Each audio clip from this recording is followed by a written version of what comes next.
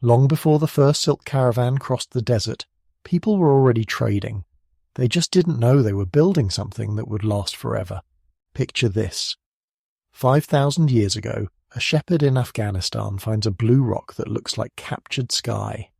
He doesn't know it, but he's holding lapis lazuli, the most valuable stone in the ancient world. This same blue will paint Egyptian tombs. It will decorate Mesopotamian temples, but right now it's just a pretty rock in a shepherd's hand. How does that rock travel 3,000 miles? One trade at a time. The shepherd trades it for grain to a merchant heading south. The merchant trades it for silver to someone going west. The silver becomes the blue rock again in another trader's hands. Village by village, tribe by tribe, hand by hand, like a game of ancient telephone, except everyone wins. See, humans have always been traders. Before money existed, before anyone wrote down laws, before the first city had walls, a person with too many sheep meets someone with too much grain. They make a deal. Simple as breathing. But what happens when the thing you want is 1,000 miles away? You build a chain of friends, a network of trust that stretches across continents. The archaeological evidence is everywhere once you know where to look. Shells from the Indian Ocean show up in graves along the Yellow River. Jade from Central Asian mountains ends up in Chinese burial chambers. Baltic amber appears in ancient Greek jewellery. The ancient world was already connected. They just didn't have a name for it yet. Here's where the magic started. A Chinese empress named Lizu sits under a mulberry tree. She's drinking tea when a cocoon falls into her cup. The hot water softens it. She pulls gently at a loose thread. It keeps coming and coming, stronger than plant fibres, softer than anything she's ever touched. She doesn't know she's just discovered the secret that will change the world. The Chinese figured out silk production like they were solving a puzzle. First, they learned which worms made the best cocoons. Then they discovered the perfect temperature for the cocoons to develop. They found that steam loosened the fibres just right. They invented looms that could weave threads so fine they looked like water. But here's the thing about secrets. The more valuable they are, the harder they are to keep. The Chinese tried everything to protect silk production. They made it a crime, punishable by death, to smuggle silkworms out of China. They built walls around their workshops. They created myths about how silk came from the tears of dragons. None of it worked, because humans are curious, and curious people ask questions. Where does this beautiful fabric come from? How is it made? What would happen if we tried it ourselves? The answers spread like whispers in the wind. Slow but unstoppable. The Chinese didn't realize they were creating the world's first luxury brand.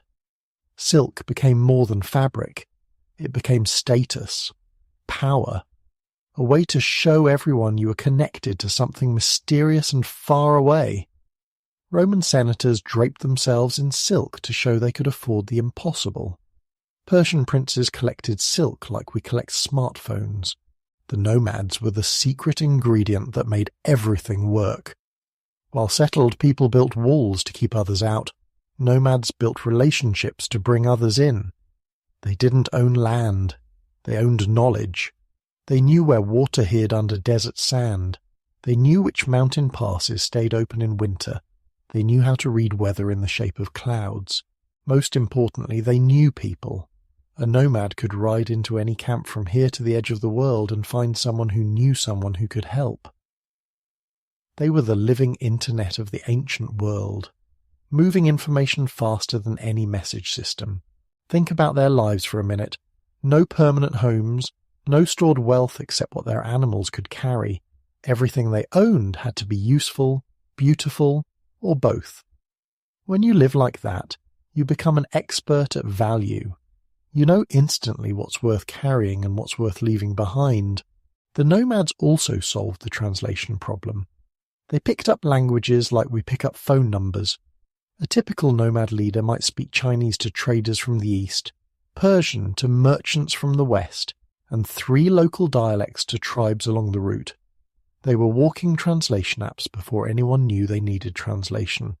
But they were more than just middlemen. They were innovators. When Chinese farmers invented a better plough, nomads carried the design west. When Persian metalworkers discovered a new bronze recipe, nomads brought it east. They didn't just trade objects, they traded ideas, techniques, solutions to problems people didn't know they had. The relationship between nomads and settled people was complicated.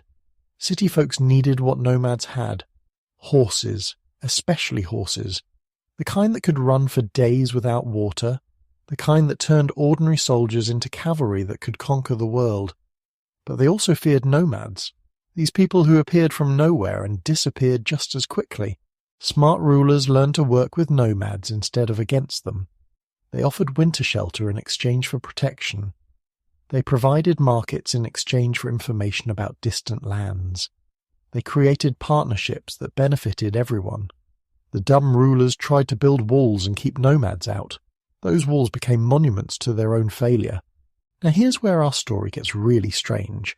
In the 1930s, archaeologists started finding bodies in the Tarim Basin. Not just any bodies, perfect bodies, preserved by dry desert air like they died yesterday. But these bodies were 3,000 years old, and they didn't look Chinese. Red hair, blue eyes, fair skin, wearing wool clothes with plaid patterns that looked like they came from ancient Scotland. The locals had stories about them, called them the sleeping giants, said they were people who got lost in the desert and never woke up. Scientists didn't believe it at first. Europeans in ancient China, impossible. The continents were supposed to be separate until much later in history, but the evidence didn't lie. DNA tests confirmed it. These were people of European ancestry living in the heart of Asia thousands of years ago. Their graves told stories nobody expected. They were buried with wheat from Europe and millet from China. Their clothes showed weaving patterns from the Celtic world, but they also had Chinese silk and Central Asian felt. They weren't visitors. They were residents, living at the crossroads of civilizations that weren't supposed to meet yet. The women were buried with their weaving tools, the men with their bows and riding gear. Children had toys that mixed styles from different continents. These people created the world's first truly international culture, East meeting West in the middle of nowhere. Think about what their lives must have been like, waking up to sunrise over Chinese mountains, speaking languages that mixed European roots with Asian sounds, teaching their children to weave European patterns with Asian silk. They were living proof that connection is older than separation, that humans have always found ways to reach each other across impossible distances. But here's the most amazing part. These weren't just random wanderers who got lost. They were part of a bigger story. Recent archaeological digs have found more sites, more evidence of East-West contact thousands of years before anyone thought it happened. The Silk Road didn't create connection between Europe and Asia. It just gave an ancient practice a famous name. Everything we thought we knew about when East first met West just got flipped upside down. Those Tarim Basin mummies, they're just the beginning. New archaeological evidence keeps pushing the date of first contact further and further back. In 2010, scientists found Bronze Age artifacts in Western China that could only have come from Europe. The bronze alloys matched techniques that were supposedly unknown in Asia for another 1,000 years. The pottery styles showed clear European influences. Even the burial practices mixed traditions from opposite ends of the earth. But the real game-changer came from genetic studies. DNA extracted from ancient remains shows European lineages in Chinese populations going back 4,000 years. Not scattered individuals, whole communities. People who lived, married, and raised families at the crossroads of continents. What this means is revolutionary. While we thought ancient civilizations were isolated, they were actually connected in ways we're just beginning to understand. The famous first meetings between Chinese and European empires weren't really first meetings at all. They were reunions, reconnections between peoples whose ancestors had been trading stories and genes for millennia. The implications ripple through everything we know about ancient history. Technologies spread faster than we thought. Cultural exchanges happened earlier than we imagined. The ancient world was smaller and more connected than any history book admits. Those mysterious people sleeping in the Tarim Basin weren't anomalies. They were pioneers. living proof that humans have always been explorers, always been connectors, always been willing to travel impossible distances to touch something new. Their legacy lived on in the paths they walked, the routes they established, the friendships they built between peoples who spoke different languages but shared the same dreams. When the official Silk Road finally opened, it followed trails that were already thousands of years old. The sleeping giants weren't lost at all. They were exactly where they belonged, at the center of a world that was always more connected than we dared to imagine. The year is 138 BCE. In the Chinese capital of Chang'an, a man named Jiang Qian kneels before Emperor Wu. He's about to volunteer for a suicide mission. Not because he wants to die, because he wants to live forever in the stories people tell. See, Emperor Wu had a problem, a big one. The Xiongnu nomads kept raiding Chinese borders, taking what they wanted, killing who they pleased. The Chinese army was strong, but the Xiongnu had those horses, the ones that seemed to never tire, that moved like wind across grass. Every time Chinese soldiers thought they had them cornered, the Xiongnu would melt away into the steppes, like ghosts with arrows. Emperor Wu was different from his ancestors. The old emperors built walls, hid behind them, hoped problems would go away. But Wu wanted to expand, push outward. He dreamed of Chinese power reaching beyond the known world. The Xiongnu weren't just raiders to him. They were obstacles between China and whatever lay beyond. The emperor's advisors whispered about an old enemy of the Xiongnu, the Yuezhi people. The Xiongnu had crushed them years ago, killed their king, made a drinking cup from his skull. The survivors fled west, beyond the known world. If they still lived, they might want revenge. An alliance could trap the Xiongnu between two armies. But where were the Yuezhi now? Somewhere past the desert, past the mountains, in lands where Chinese maps showed only drawings of monsters. Jiang Qian stood up. "I'll find them," he said, just like that, like he was offering to fetch water from the well. The court gasped. This wasn't a journey. It was elaborate suicide. To reach the Yuezhi, Jiang Qian would have to cross Xiongnu territory. The same people they were trying to defeat. It was like trying to sneak through a tiger's den while covered in meat. But Jiang Qian had something the emperor needed. Absolute confidence, or maybe absolute stupidity. Sometimes they look the same. The emperor gave him 100 men. Soldiers, translators, servants, and one special companion. A Xiongnu guide named Ganfu who had surrendered to the Chinese. Ganfu knew the steppes, knew where water hid, where enemies waited. He was either Jiang Qian's best hope or his worst mistake. They left in autumn when the grass was golden. Jiang Qian carried the emperor's token, a symbol of his mission. As long as he had it, he spoke with the voice of China itself. He also carried silk, lots of it, because even then everyone knew silk could open doors that swords couldn't. For the first few days everything went smoothly. Too smoothly. The Xiongnu let them pass through the borderlands. Jiang Qian should have been suspicious, but he was young, optimistic. He thought maybe his diplomatic mission would be respected. He was wrong. On the 7th night they woke to arrows. The Xiongnu had been watching all along, waiting for them to get far enough from Chinese territory. Far enough that no one would come looking. The fight was short. Jiang Qian's men were outnumbered 50-1. When the dust settled, most were dead. Jiang Qian knelt in the dirt, hands bound, the emperor's token taken. Ganfu knelt beside him. The guide's knowledge hadn't saved them. Maybe he'd led them into the trap. Jiang Qian would never know for sure. The Xiongnu king looked at Jiang Qian and laughed. He knew exactly who this Chinese envoy was, where he was going, why. The king had a choice. Kill Jiang Qian and send his head back to Emperor Wu, or, "You'll be my guest," the king decided. Guest was a pretty word for prisoner, but the Xiongnu had their own kind of honor. They wouldn't kill an envoy, they'd just keep him, forever. Jiang Qian spent the next 10 years in Xiongnu camps. 10 years. Think about that. 10 years of waking up every morning in enemy territory. 10 years of watching the people he was supposed to help defeat. 10 years of the emperor probably thinking he was dead. But here's what makes Jiang Qian special. He didn't give up. He learned. He learned the Xiongnu language so well people forgot he was Chinese. He learned their customs, their stories, their jokes. He learned that they weren't monsters. They were people. People who loved their children, who feared their gods, who dreamed of better lives.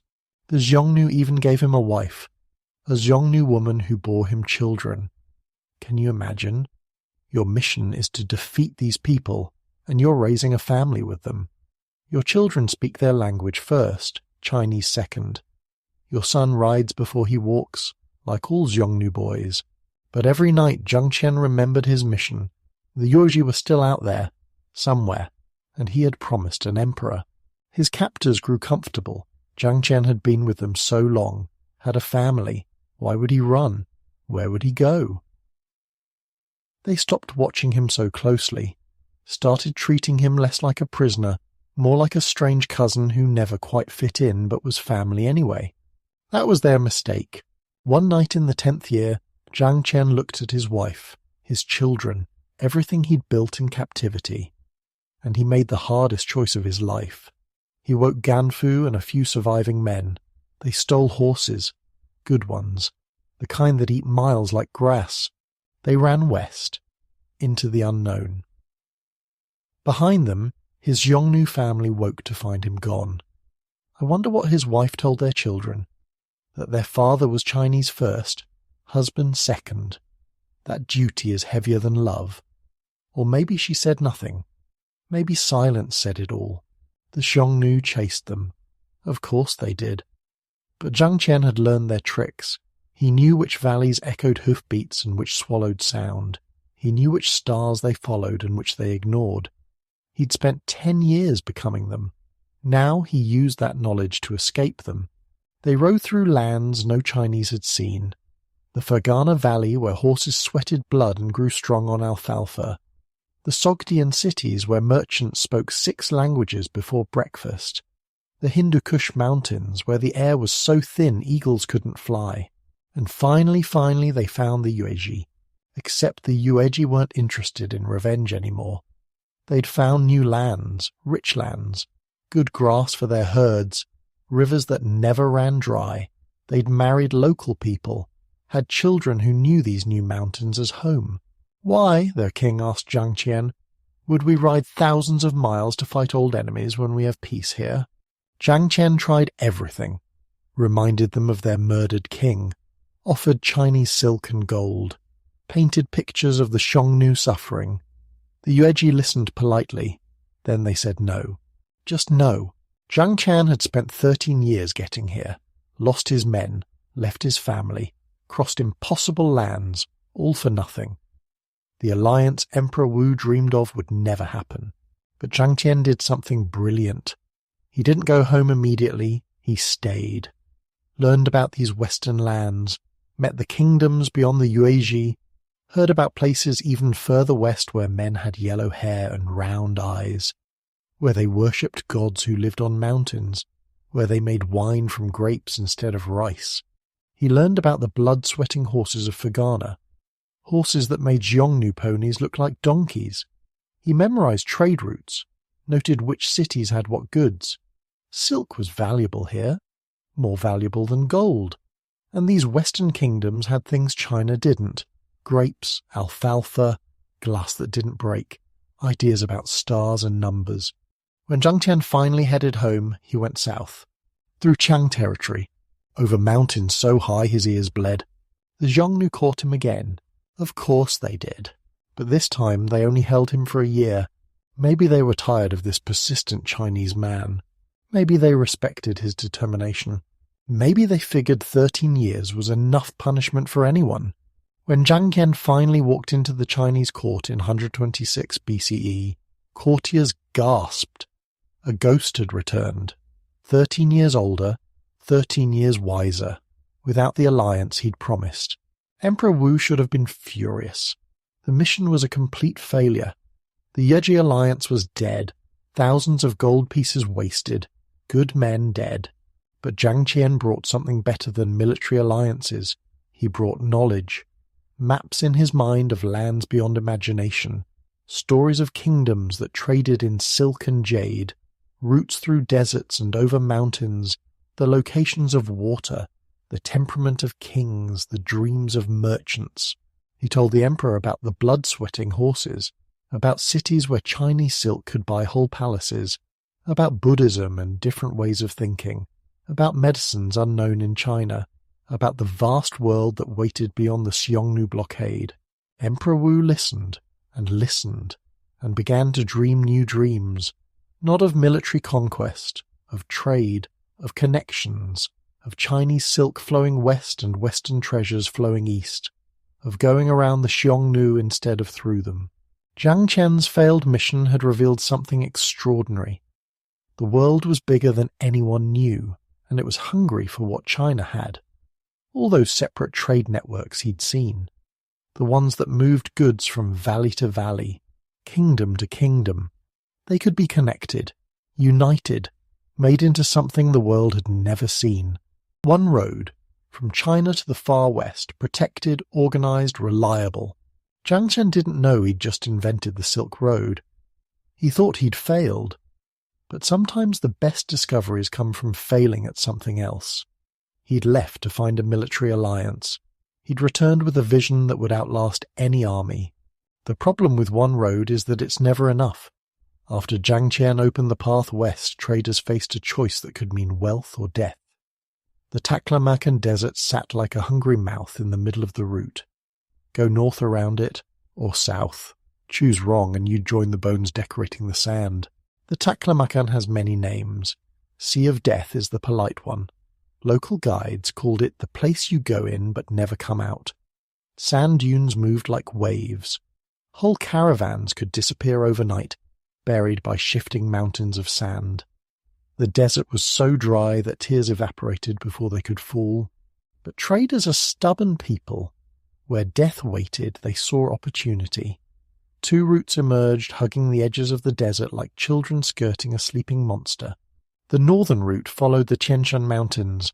Travellers could see snow on the peaks while dying of thirst below, but those mountains meant water. Streams came down, fed oasis towns, created places where life shouldn't exist but did anyway. The southern route was different, lonelier. It skirted the Kunlun Mountains, following a chain of oases that shouldn't exist.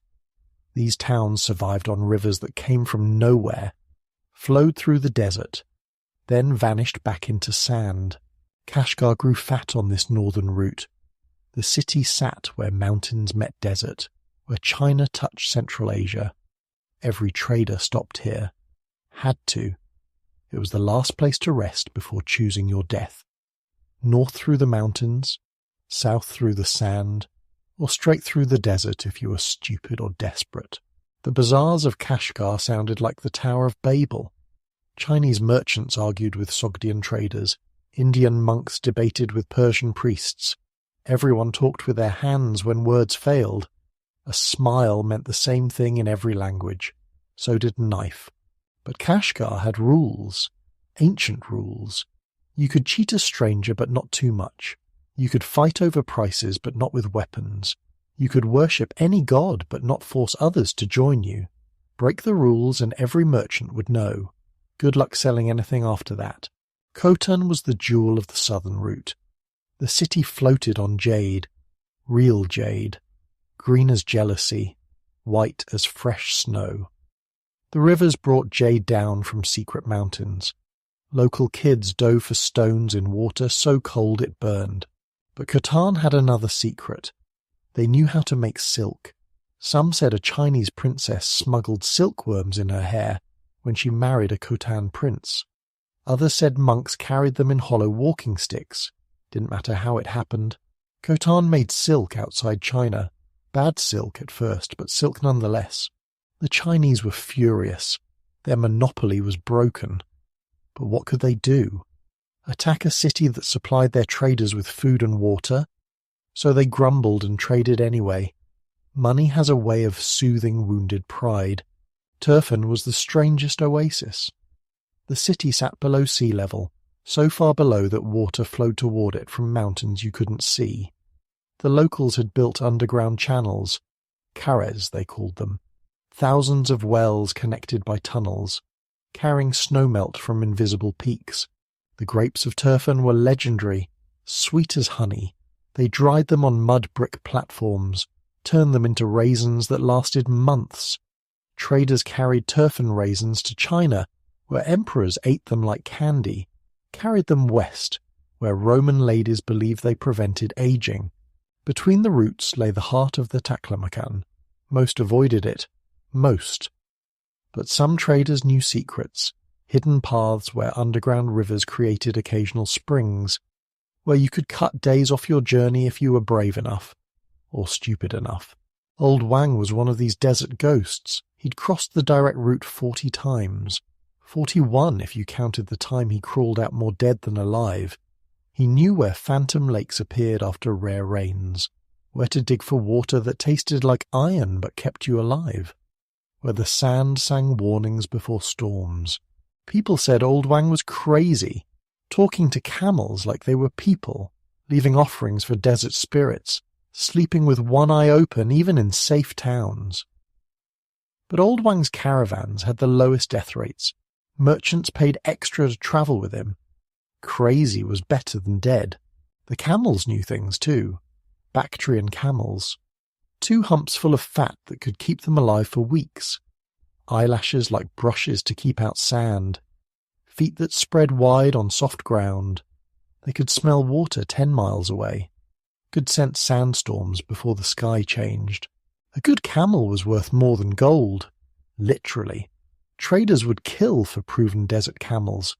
The animals knew it too, acted like prima donnas, spat at handlers they didn't like, refused to move if loaded unfairly. But when the storms came, when water ran out, when death breathed down your neck, those camels would save your life. The worst part wasn't the heat, or the thirst, it was the mirages. The desert played tricks, showed you cities that weren't there, lakes that vanished when you ran toward them. Sometimes showed you people, dead relatives, lost lovers. The desert knew your dreams and used them against you. That's why travellers talked constantly, sang songs, told stories, anything to keep their minds from drifting. A quiet caravan was a dying caravan. When men stopped talking, they started seeing things. And in the desert, seeing things could make you wander off. The sand didn't give second chances. But the oasis towns made it worthwhile.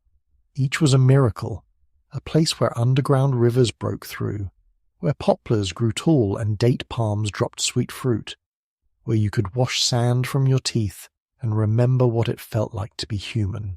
It was in these oases that Buddhism really took root along the Silk Road. Monks loved the isolation, the extremes. They carved caves into cliff faces, painted them with scenes of paradise, created libraries in stone. When traders rested, they'd climb to these caves, leave offerings, pray for safe passage. The monks were useful too. They could read and write, multiple languages usually. Traders who couldn't write would dictate letters to monks, send messages home. Still alive in Turfan, sand everywhere, missing your cooking, send more silk. Some monks travelled with caravans, holy insurance. Traders believed monks brought good luck, or at least confused the demons. Plus monks knew medicine, desert medicine, how to treat sand blindness, how to cure camel cough, how to keep wounds from festering in the dry air. One monk, Xuanzang, became a legend.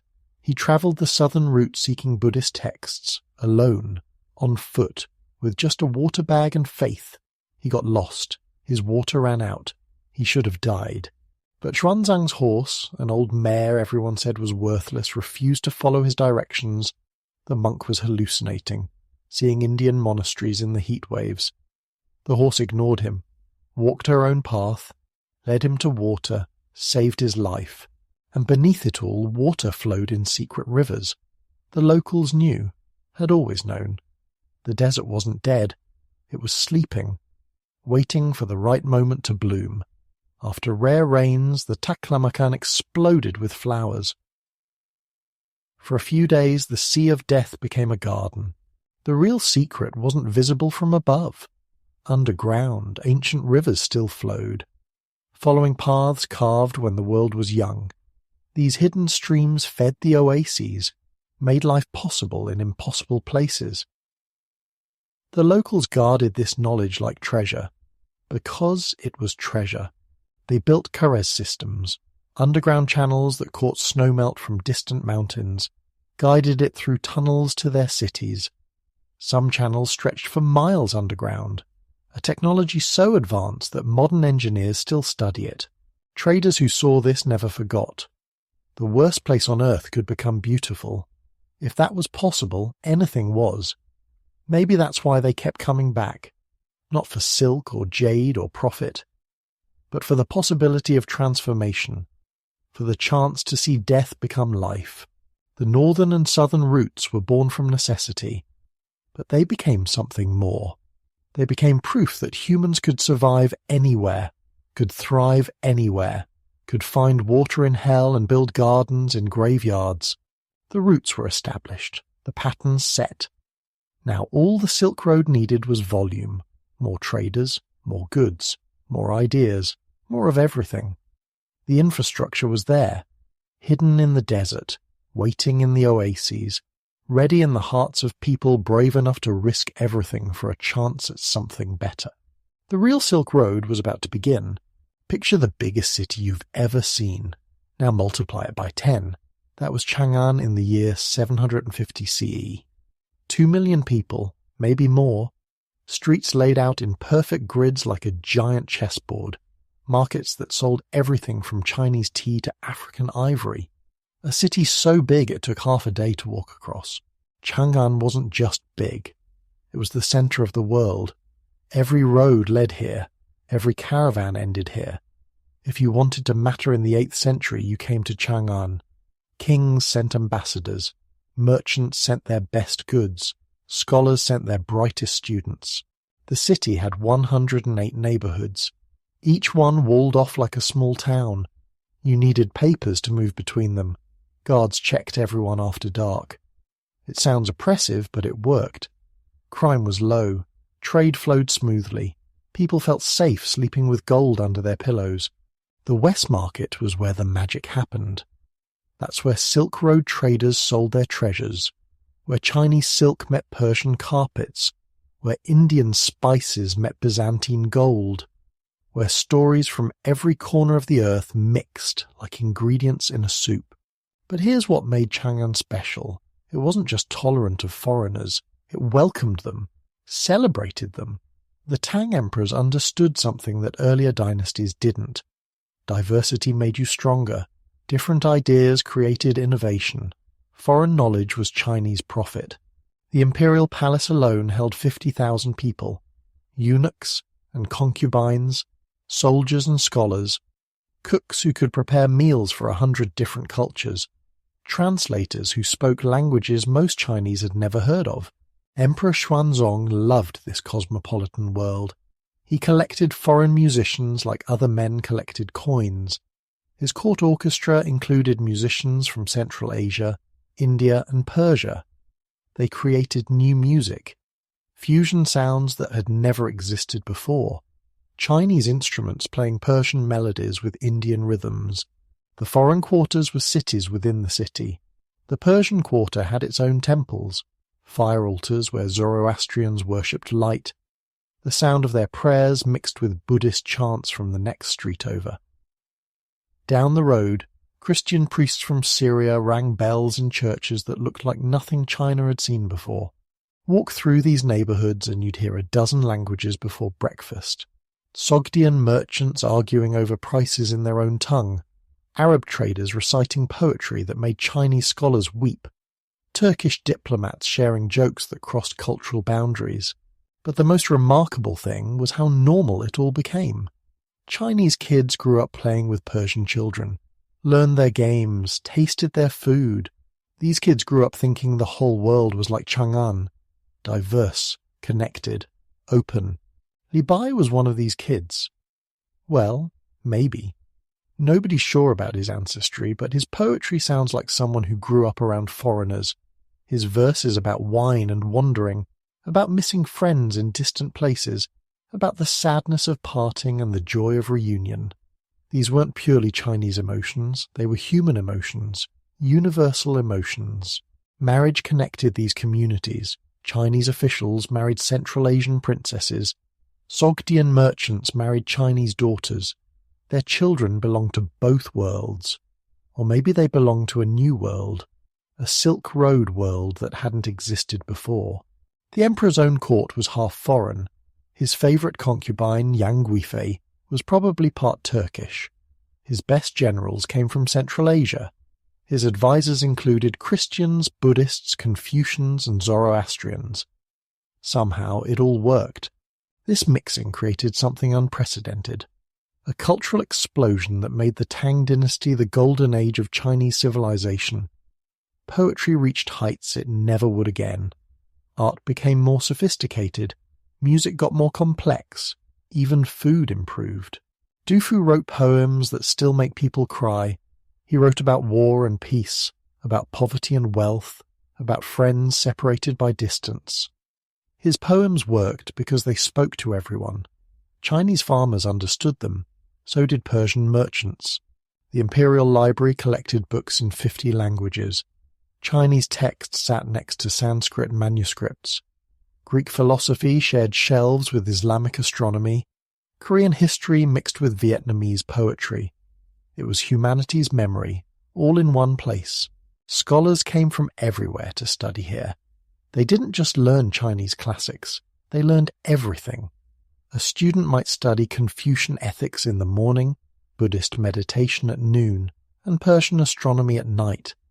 The borders between knowledge didn't exist. This intellectual mixing created innovations. Chinese printing techniques improved when they met Arab bookbinding methods. Chinese medicine advanced by incorporating Indian surgical techniques. Chinese mathematics grew more sophisticated through contact with Islamic algebra. Women played bigger roles than most histories admit. Princess Wencheng travelled from Chang'an to Tibet to marry King Songtsen Gampo. She wasn't just a diplomatic gift, she was a cultural ambassador. She brought Buddhism to Tibet, introduced Chinese arts. Her marriage changed Tibetan civilization. But she wasn't unique. Royal women regularly travelled the Silk Road for political marriages. These weren't just prisoners, they were cultural bridges. They carried languages, customs, and ideas across continents. Merchant women travelled too. Sogdian trading families often moved together. Women handled money, negotiated contracts, and managed caravans. Some were better traders than their husbands. In the cosmopolitan cities, gender mattered less than skill. Wu Zetian became the only woman emperor in Chinese history during this period. She couldn't have done it without the international atmosphere. Foreign cultures treated women differently. Some gave them more power. These examples inspired Chinese women to demand more. The Silk Road changed how women lived throughout Asia. Buddhist nuns travelled between monasteries. Christian women served as missionaries. Zoroastrian priestesses maintained fire temples. Religion gave women excuses to travel that society accepted. Even concubines gained from this mixing. Yang Guifei, the emperor's favourite, came from a trading family. Her beauty was exotic by Chinese standards.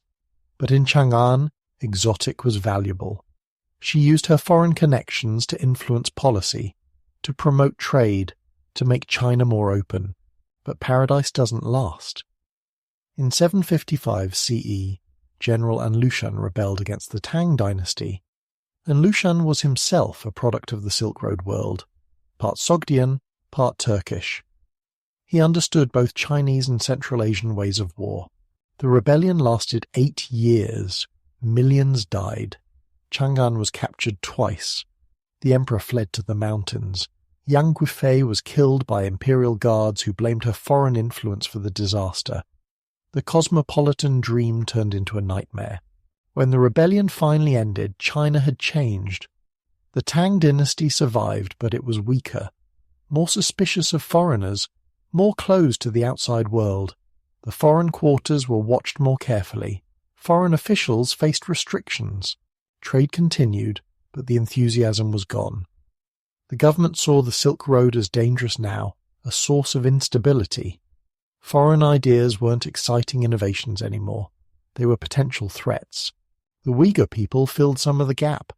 They allied with the Tang against An Lushan, provided the cavalry that helped end the rebellion. In return, they gained trading privileges, became the new middlemen on the Silk Road. But it wasn't the same. The openness was gone. The joy in diversity had died with Yang Guifei. China began its slow turn inward, away from the world that had made it great. Here's something that sounds impossible but actually happened. Persian princes served as Chinese generals, not just one or two, dozens of them. Their families had fled to China when Arabs conquered Persia. The Tang emperors welcomed them, gave them ranks, put them in charge of armies. General Gao Xianji was ethnically Korean but culturally Persian. He led Chinese armies into Central Asia, won battles that extended Chinese power to the edges of the Islamic world. His soldiers were Chinese, but his tactics came from everywhere. Persian cavalry charges, Turkish archery techniques, Arab siege methods. These foreign generals understood warfare better than Chinese officials who'd never left their provinces. They'd seen different armies fight, learned different strategies. They made the Tang military the most effective force in Asia, but they also understood diplomacy, could negotiate with Central Asian kings in their own languages, could explain Chinese policies in ways that made sense to non-Chinese minds. They were cultural translators as much as military leaders. When the An Lushan rebellion started, these foreign generals had to choose sides. Some stayed loyal to the emperor, others joined the rebellion. Brothers fought brothers. The cosmopolitan world tore itself apart. The loyal foreign generals helped save the Tang dynasty. Their knowledge of Central Asian warfare proved crucial. But after the rebellion, they were never fully trusted again. Being foreign was no longer an advantage. It was a liability. This marked the beginning of the end for the Tang cosmopolitan experiment. China would remain connected to the Silk Road, but it would never again embrace the world so completely. While China was turning inward, another civilization was embracing the world. In 750 CE, the same year Tang dynasty reached its peak, the Abbasid Caliphate rose to power. They moved their capital from Damascus to Baghdad, right in the heart of the Silk Road network. This wasn't an accident. The Abbasids understood trade, understood that controlling key routes meant controlling wealth. Baghdad sat where the Tigris and Euphrates rivers met, where overland routes from China met river routes to the Indian Ocean, where north-south trade crossed east-west commerce. Within 50 years, Baghdad rivaled Chang'an as the world's greatest city. 1 million people from every corner of the known world, markets that never slept, libraries that preserved knowledge from ancient Greece, India, Persia, and China. The Abbasid caliphs were different from their predecessors. They didn't just conquer, they absorbed. They took the best from every culture they encountered. Persian administrative techniques, Byzantine diplomatic methods, Indian mathematical concepts, Chinese technological innovations. Harun al-Rashid became the most famous of these caliphs. He appears in the Arabian Nights stories, but the real man was more impressive than any fiction. He corresponded with Charlemagne in Europe and Tang emperors in China.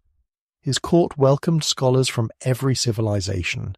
Under Harun al-Rashid, Baghdad became humanity's brain. The House of Wisdom collected manuscripts in every language. Scholars translated everything, Greek philosophy into Arabic, Sanskrit mathematics into Persian, Chinese alchemy into Hebrew. Baghdad's location made it perfect for Silk Road trade. Caravans from China arrived tired from months in the desert. They found a city that understood their needs, caravanserais that could hold hundreds of camels, markets that spoke their languages, banks that understood international exchange. The city's round design was revolutionary. 3 concentric walls protected the inner city. The Caliph's palace sat at the center like a spider in its web. Roads radiated outward like spokes. Goods flowed in from every direction. Orders flowed out with equal efficiency. Each quarter specialized in different trades. The Chinese quarter sold silk and porcelain. The Indian quarter offered spices and precious stones. The Byzantine quarter provided gold and glassware. The local quarter manufactured goods that combined techniques from everywhere. But Baghdad offered more than just trade. It offered transformation. Raw silk from China became finished clothes using Persian dyes and Byzantine weaving techniques. Indian numbers became Islamic mathematics. Greek philosophy became Arabic science. The city's intellectual atmosphere attracted the curious from every culture. Chinese scholars came to study Islamic astronomy. Indian mathematicians learned Arabic algebra. Persian poets absorbed Greek dramatic techniques. This mixing of minds created the Islamic Golden Age. Scholars in Baghdad weren't just preserving old knowledge. They were creating new knowledge, taking ideas from different cultures and combining them in revolutionary ways. Al-Khwarizmi developed algebra by combining Indian numbers with Greek geometry and Persian problem-solving methods. His work wouldn't have been possible without the Silk Road bringing these different mathematical traditions together. Ibn al-Haytham revolutionized optics by applying Greek logic to Chinese observations and Islamic experimental methods. His work on light and vision laid foundations for modern physics. Al-Razi became the greatest physician of his age by studying Greek medical texts, Indian surgical techniques, and Chinese pharmacology. His hospital in Baghdad treated patients using methods from across the known world.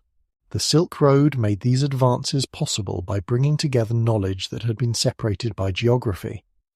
A scholar in Baghdad could access Chinese alchemical texts, Indian astronomical observations, and Greek philosophical arguments, all in the same library. Medicine shows this exchange most clearly. Islamic hospitals became teaching centers where knowledge from everywhere was combined and improved. Chinese acupuncture met Greek anatomy. Indian cataract surgery combined with Islamic surgical tools. Persian herbal remedies mixed with Egyptian pharmaceutical techniques. The hospital in Baghdad had wards for different conditions, a surgery wing using Indian techniques, a pharmacy dispensing Chinese herbs, a psychological treatment center based on Greek theories. Medical students came from across the Islamic world and beyond. Christian students from Byzantium, Jewish students from Spain, even some Chinese students who'd converted to Islam. They shared knowledge across religious and cultural boundaries. Al-Razi wrote medical texts that were used in Europe for 600 years. His work on smallpox and measles combined Islamic clinical observation with Chinese understanding of contagious diseases. His surgical techniques borrowed from Indian and Byzantine methods. Mathematics traveled the Silk Road faster than silk. Indian numerals reached Baghdad by 800 CE. Within 50 years, Islamic mathematicians had revolutionized the field. Al-Khwarizmi took Indian numerals and Greek geometry and created algebra. The word itself comes from the Arabic al-Jabr, meaning the reunion of broken parts. Math as healing, as making whole what had been divided. Persian mathematician Omar Khayyam combined Islamic algebra with Chinese geometric techniques. His work on cubic equations wouldn't be matched in Europe for centuries. He was also a poet. His verses about wine and roses hide sophisticated mathematical metaphors. The concept of zero travelled from India to Baghdad to Europe along Silk Road networks. This single idea revolutionized mathematics, made complex calculations possible, laid foundations for modern science. Islamic mathematicians didn't just preserve and transmit this knowledge. They improved it, created new methods, solved problems that had puzzled scholars for centuries. Al-Biruni travelled the entire Silk Road seeking knowledge. He learned Sanskrit to study Indian astronomy, mastered Chinese to understand their calendar systems, studied Greek philosophy in its original language. His book on India is one of the most accurate accounts of Indian culture written by a foreigner. He didn't just describe customs, he explained the logic behind them, the mathematical principles underlying Indian astronomy, the philosophical foundations of Hindu thought. Ibn Battuta travelled further than Marco Polo, from Morocco to China and back.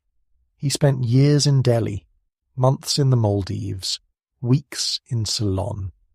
His account of these journeys preserves details about 14th century Silk Road cities that exist nowhere else. But these famous travellers weren't unique.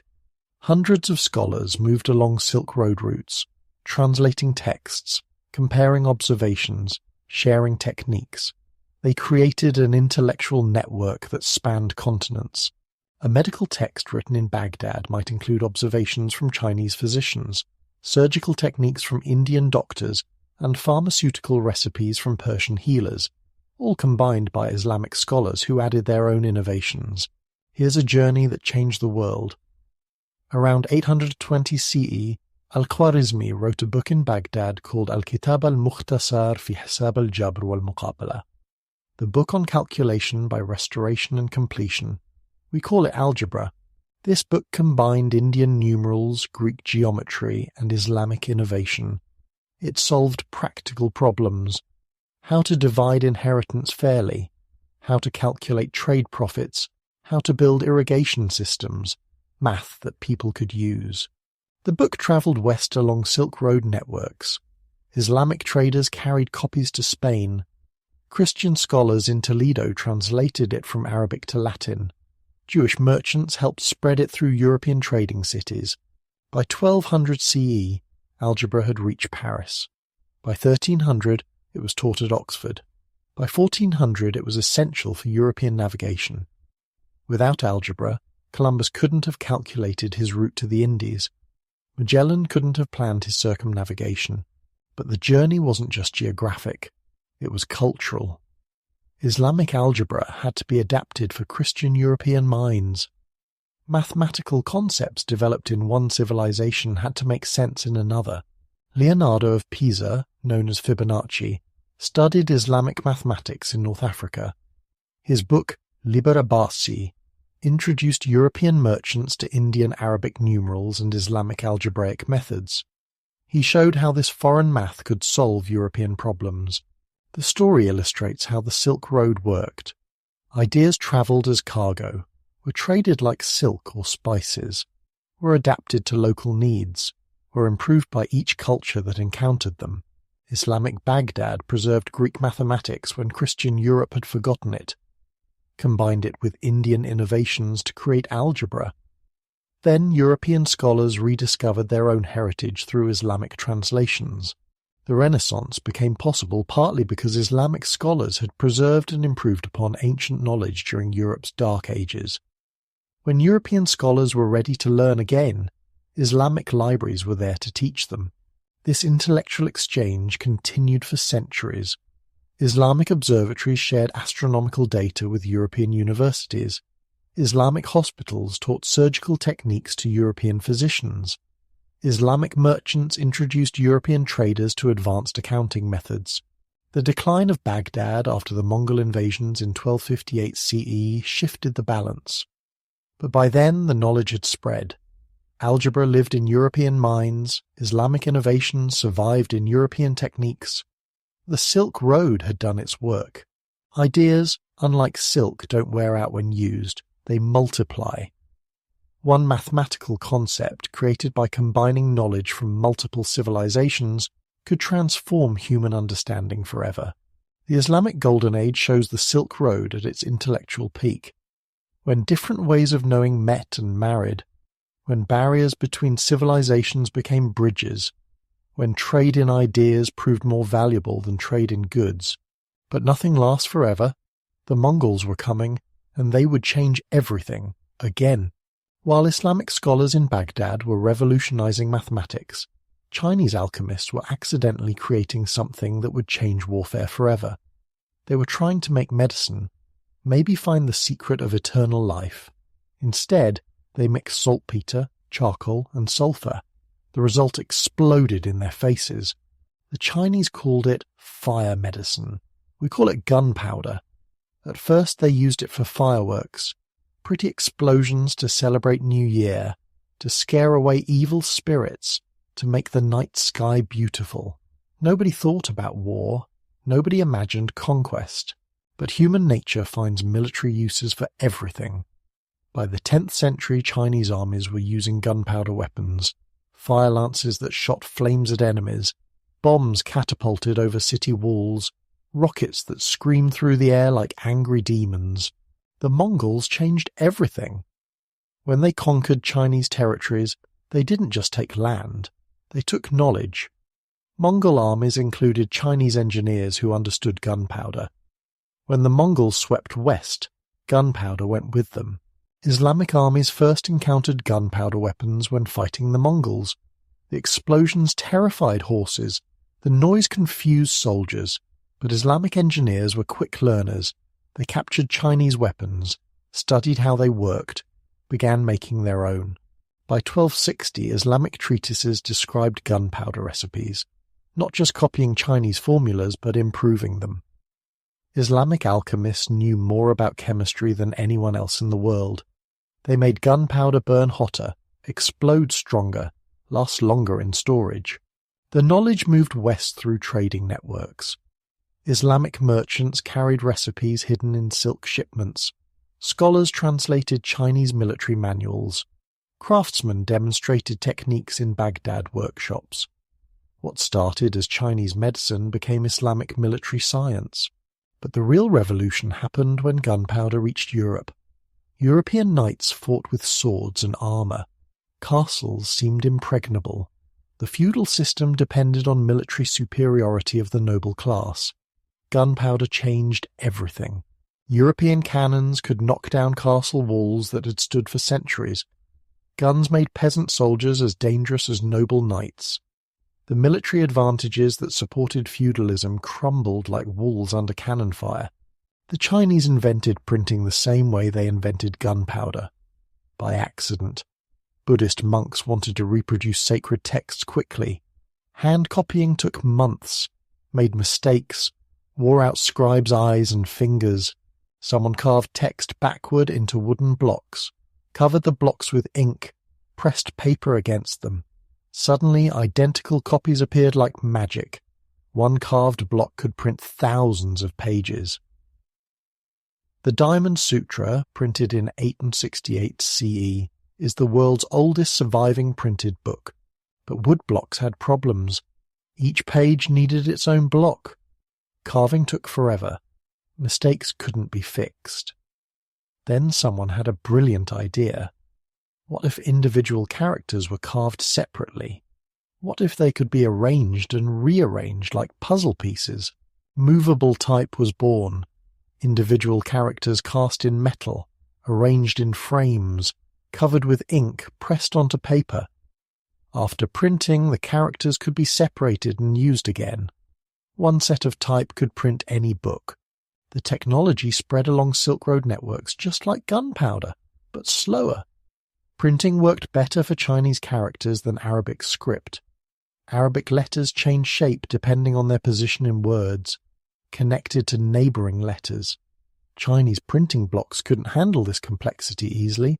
Islamic scholars modified the technology, created new techniques for Arabic script, developed different inks that worked better in desert climates, built printing presses adapted to Islamic book formats. When printing reached Europe in the 15th century, it found fertile ground. European languages used alphabets with separate letters, perfect for movable type. Plus, Europe had developed good paper-making techniques learned from Islamic sources. Johannes Gutenberg gets credit for inventing printing in Europe, but he was really adapting Chinese technology using Islamic improvements. His famous Bible was printed using techniques that originated in Chinese Buddhist monasteries and were refined in Islamic workshops. Food travelled the Silk Road as eagerly as silk or spices. Seeds are small, light, easy to carry. A merchant could hide enough seeds in his saddlebags to transform agriculture in distant lands. Alfalfa came from Persia to China with the blood-sweating horses. The horses needed this special grass to stay healthy. Chinese farmers planted alfalfa fields to feed the valuable animals. Soon they realized alfalfa improved all their livestock. Cows gave more milk. Sheep grew fatter. The Persian grass spread across China. Grapes made the opposite journey, from Mediterranean climates to Central Asian oases. Sogdian merchants planted vineyards in desert cities, made wine for homesick traders. The techniques spread. Soon grapes grew in places that seemed impossible. Desert wine became a luxury throughout Asia. Cotton revolutionized clothing. Originally from India, cotton seeds traveled every Silk Road route. The plant was magical.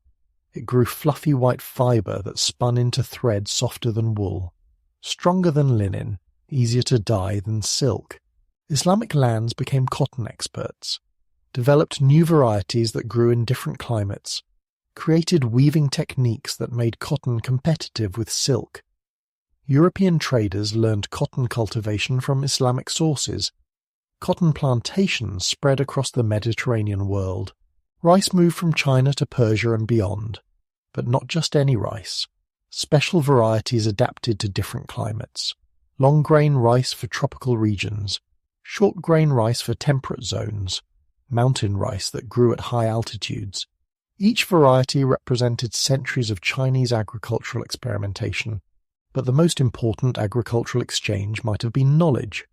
Chinese farmers knew about crop rotation, Islamic farmers understood irrigation, Indian farmers had mastered selective breeding. When this knowledge mixed, agriculture improved everywhere. Music travels without passports. A beautiful melody doesn't need translation. Musical instruments spread along Silk Road networks faster than almost anything else. The pipa came from Central Asia to China, a 4-stringed lute with a teardrop-shaped body. Chinese musicians fell in love with its sweet sound, modified the design, added more strings, created music that blended Chinese and Central Asian styles. Meanwhile, Chinese instruments traveled west. The guqin, an ancient Chinese zither, influenced Persian and Arabic stringed instruments. Islamic musicians adapted Chinese playing techniques, created hybrid instruments that sounded like nothing heard before. Drums crossed every border. The Chinese experimented with different animal skins stretched over wooden frames. Persians developed metal drums with complex rhythmic patterns. Arabs created drums of different sizes played together. Indian musicians perfected tabla techniques that influenced percussion across Asia. But instruments weren't just copied. They evolved. A Persian lute would reach India and gain new strings. The modified instrument would travel to China and acquire different tuning, return to Persia as something entirely new. The most interesting musical exchanges happened in cities like Samarkand and Baghdad. Musicians from different cultures performed together, learned each other's techniques, created fusion music centuries before anyone used that term. Tang Dynasty China had orchestras with musicians from a dozen different countries. Chinese instruments played Persian melodies. Central Asian drums kept rhythm for Indian songs. The emperor's court heard music that represented the entire known world. Food followed the same pattern as music. Recipes spread, adapted, and evolved. Every major Silk Road city developed fusion cuisine centuries before the term existed. Chinese noodles met Italian pasta somewhere in Central Asia. Maybe Marco Polo brought Chinese techniques to Italy. Maybe Islamic traders carried pasta recipes to China. Probably both happened. Noodles were too good an idea to travel in just one direction. Spices transformed every cuisine they touched. Black pepper from India made Chinese food more complex. Cinnamon from Ceylon enhanced Persian desserts.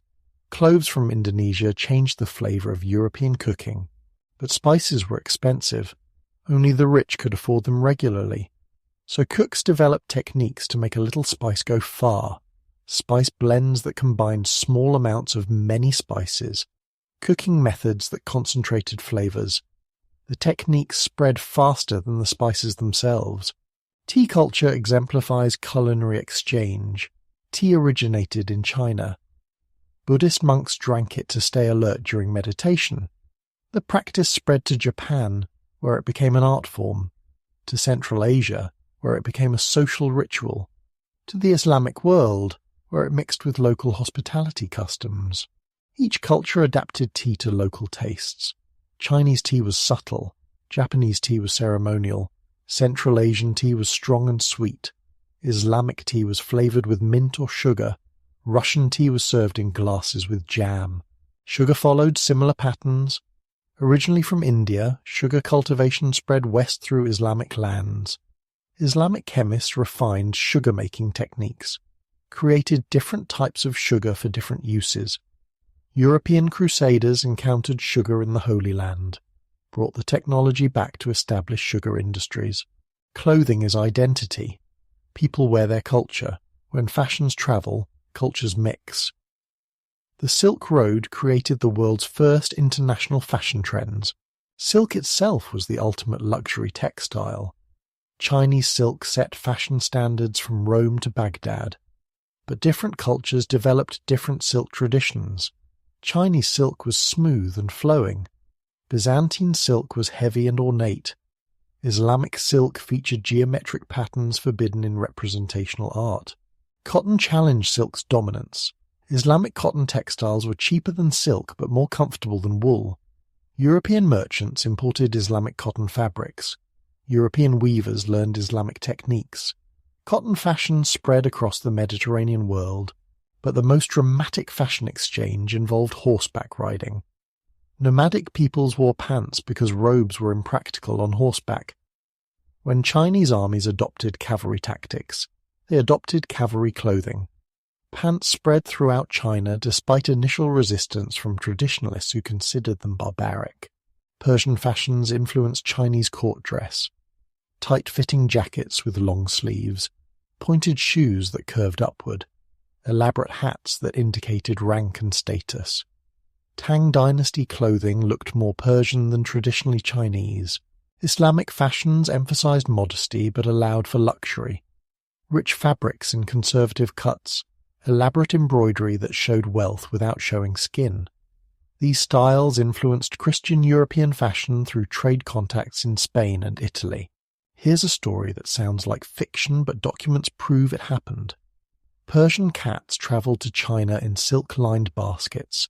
Chinese peaches reached Rome in the saddlebags of Syrian merchants. These exchanges reveal how the Silk Road worked at its most basic level. The Persian cat story starts with Chinese emperors who collected exotic animals, lions from Africa, elephants from India, birds that could speak human words. When Tang Dynasty envoys visited Persian courts, they admired the local cats. Long-haired, blue-eyed, beautiful as living silk. Persian nobles gave these cats as diplomatic gifts. The cats travelled thousands of miles in special carriers, fed on the finest foods, kept warm with silk blankets. Some died on the journey, but enough survived to establish breeding populations in China. Chinese artists fell in love with these foreign cats, painted them in imperial portraits, carved them in jade, wrote poems about their blue eyes and silver fur. Persian cats became status symbols more valuable than gold. Meanwhile, Chinese peaches were making the opposite journey. Chinese peaches were different from wild peaches found elsewhere. Larger, sweeter, more colourful. Chinese agricultural techniques had improved them over centuries. Sogdian merchants carried peach seeds westward, planted orchards in Central Asian oases. The fruit was so popular that Persian poets wrote verses about peaches that tasted like paradise. Islamic scholars studied Chinese grafting techniques to improve their own orchards. Roman merchants encountered Chinese peaches in Persian markets. The fruit was unlike anything they'd tasted. Sweet as honey, fragrant as flowers, they paid premium prices for seeds and saplings. Chinese peach cultivation techniques reached Roman territories. Roman agricultural writers described Chinese grafting methods. Roman gardeners planted Chinese varieties. Within generations, Chinese peaches were growing in gardens throughout the Roman world. But here's the remarkable part. Neither cats nor peaches travelled directly between Persia and China, or China and Rome. They moved in stages, hand to hand, city to city. Each transfer required someone who cared enough to keep animals alive or seeds viable. A Sogdian merchant in Samarkand might receive Persian cats from a westbound caravan. Keep them healthy over winter. Sell them to an eastbound Chinese trader in spring. The Chinese trader might carry the cats to Chang'an. Sell them to court officials who bred them for the emperor. Chinese peaches followed similar routes in reverse. A Chinese official might give seeds to a Central Asian diplomat. The diplomat might plant an orchard in his home city. Local merchants might carry fruit to Persian markets. Persian traders might sell peaches to Roman buyers.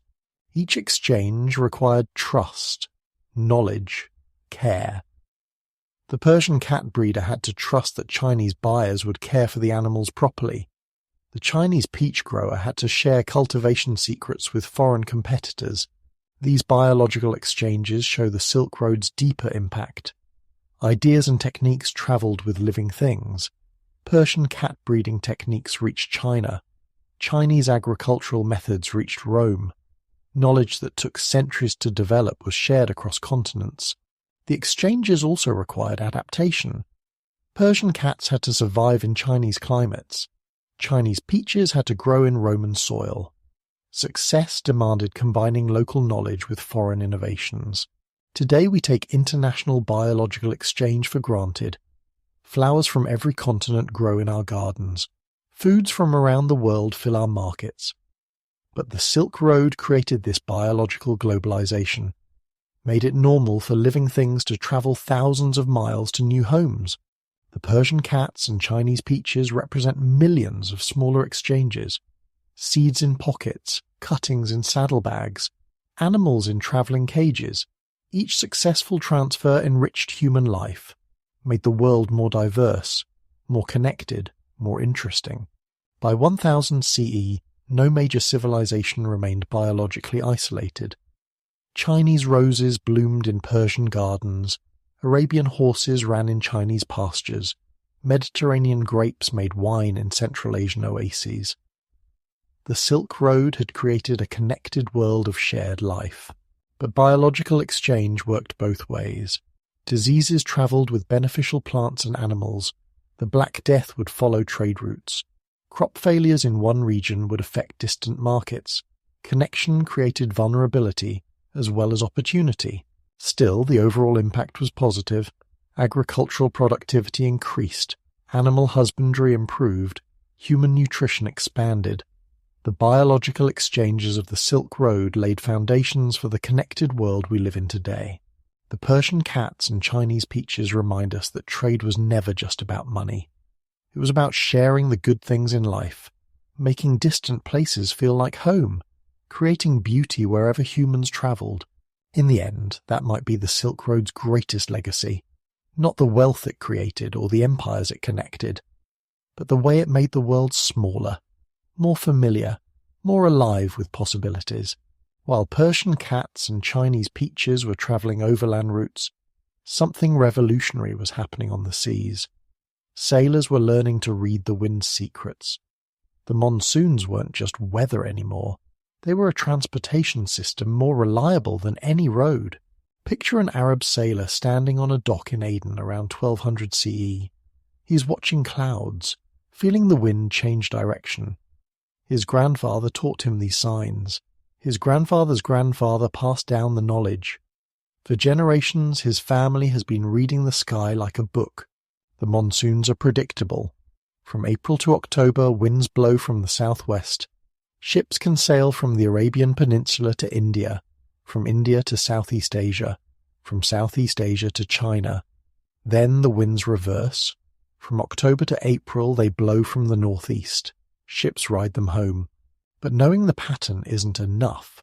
You need to know exactly when the winds change, where they're strongest, which routes they favour. This knowledge was worth more than gold. Families guarded it like treasure, passed it down through generations of master navigators. Ibn Majid was one of these master navigators. Arabs called him the Lion of the Sea. He knew the Indian Ocean like farmers know their fields, could predict weather days in advance, navigate by stars invisible to other sailors, find safe harbours in storms that sank lesser captains. His knowledge came from centuries of Arab maritime tradition, but also from Indian pilots who knew the Malabar coast, Chinese navigators who understood the South China Sea, Persian sailors who could read the Gulf currents. The maritime Silk Road was built on shared knowledge. Chinese sailors mastered different techniques. They invented the magnetic compass. studied how iron needles pointed toward magnetic north, built better rudders that responded to subtle steering, developed watertight compartments that kept ships afloat when hulls cracked. Indian sailors contributed their own innovations. They understood seasonal currents, knew which coasts had fresh water, could predict typhoons by watching bird behavior. Their knowledge of monsoon timing was precise down to the week. These maritime routes created port cities unlike anything the world had seen. Malacca sat where the Indian Ocean met the South China Sea. Every ship between China and India stopped there. The city became a miniature world. Walk through Malacca's markets around 1400 CE. You'd hear Chinese traders arguing over porcelain prices, Indian merchants singing Telugu songs while weighing pepper, Arab captains discussing wind patterns in rapid Arabic, Malay locals switching between languages like changing clothes. The city worked because everyone needed everyone else. Chinese ships carried silk and porcelain, but they needed Indian cotton and spices. Arab vessels brought incense and gold, but they needed Chinese manufactured goods. Malay rulers collected taxes from everyone, used the wealth to build better harbours. Calicut on India's Malabar coast became the pepper capital of the world. Black pepper grew in the surrounding hills, but the real money came from handling trade. Chinese silver bought Indian pepper, Arab gold bought Chinese silk. Local merchants took percentages from every transaction. These port cities developed their own cultures. Children grew up speaking 3 or 4 languages, married across ethnic and religious lines, created art that mixed Chinese techniques with Indian themes and Islamic patterns. The sea connected more than trade. It connected lives. But maritime trade was seasonal. Ships arrived with the monsoons, stayed for months while winds were wrong for sailing, departed when favourable winds returned. This created a rhythm different from overland trade. During sailing season, ports exploded with activity. Ships crowded harbours, markets overflowed with goods. Sailors spent months of wages in weeks of shore leave. Profits were made, fortunes were lost, life moved at breakneck speed. During off-season, ports quieted down, ships were repaired, goods were stored, locals manufactured products for next season's trade, children were born, marriages were arranged, life slowed to normal pace. Then China did something extraordinary. Between 1405 and 1433 CE, Chinese fleets sailed across the Indian Ocean. Not small merchant vessels, massive fleets with ships longer than football fields, led by a Muslim Chinese admiral named Zheng He. These weren't trading expeditions, they were diplomatic missions, demonstrations of Chinese power. The Yongle Emperor wanted the world to know China was the greatest civilization on earth. The fleets carried gifts for foreign rulers, brought tribute back to Beijing.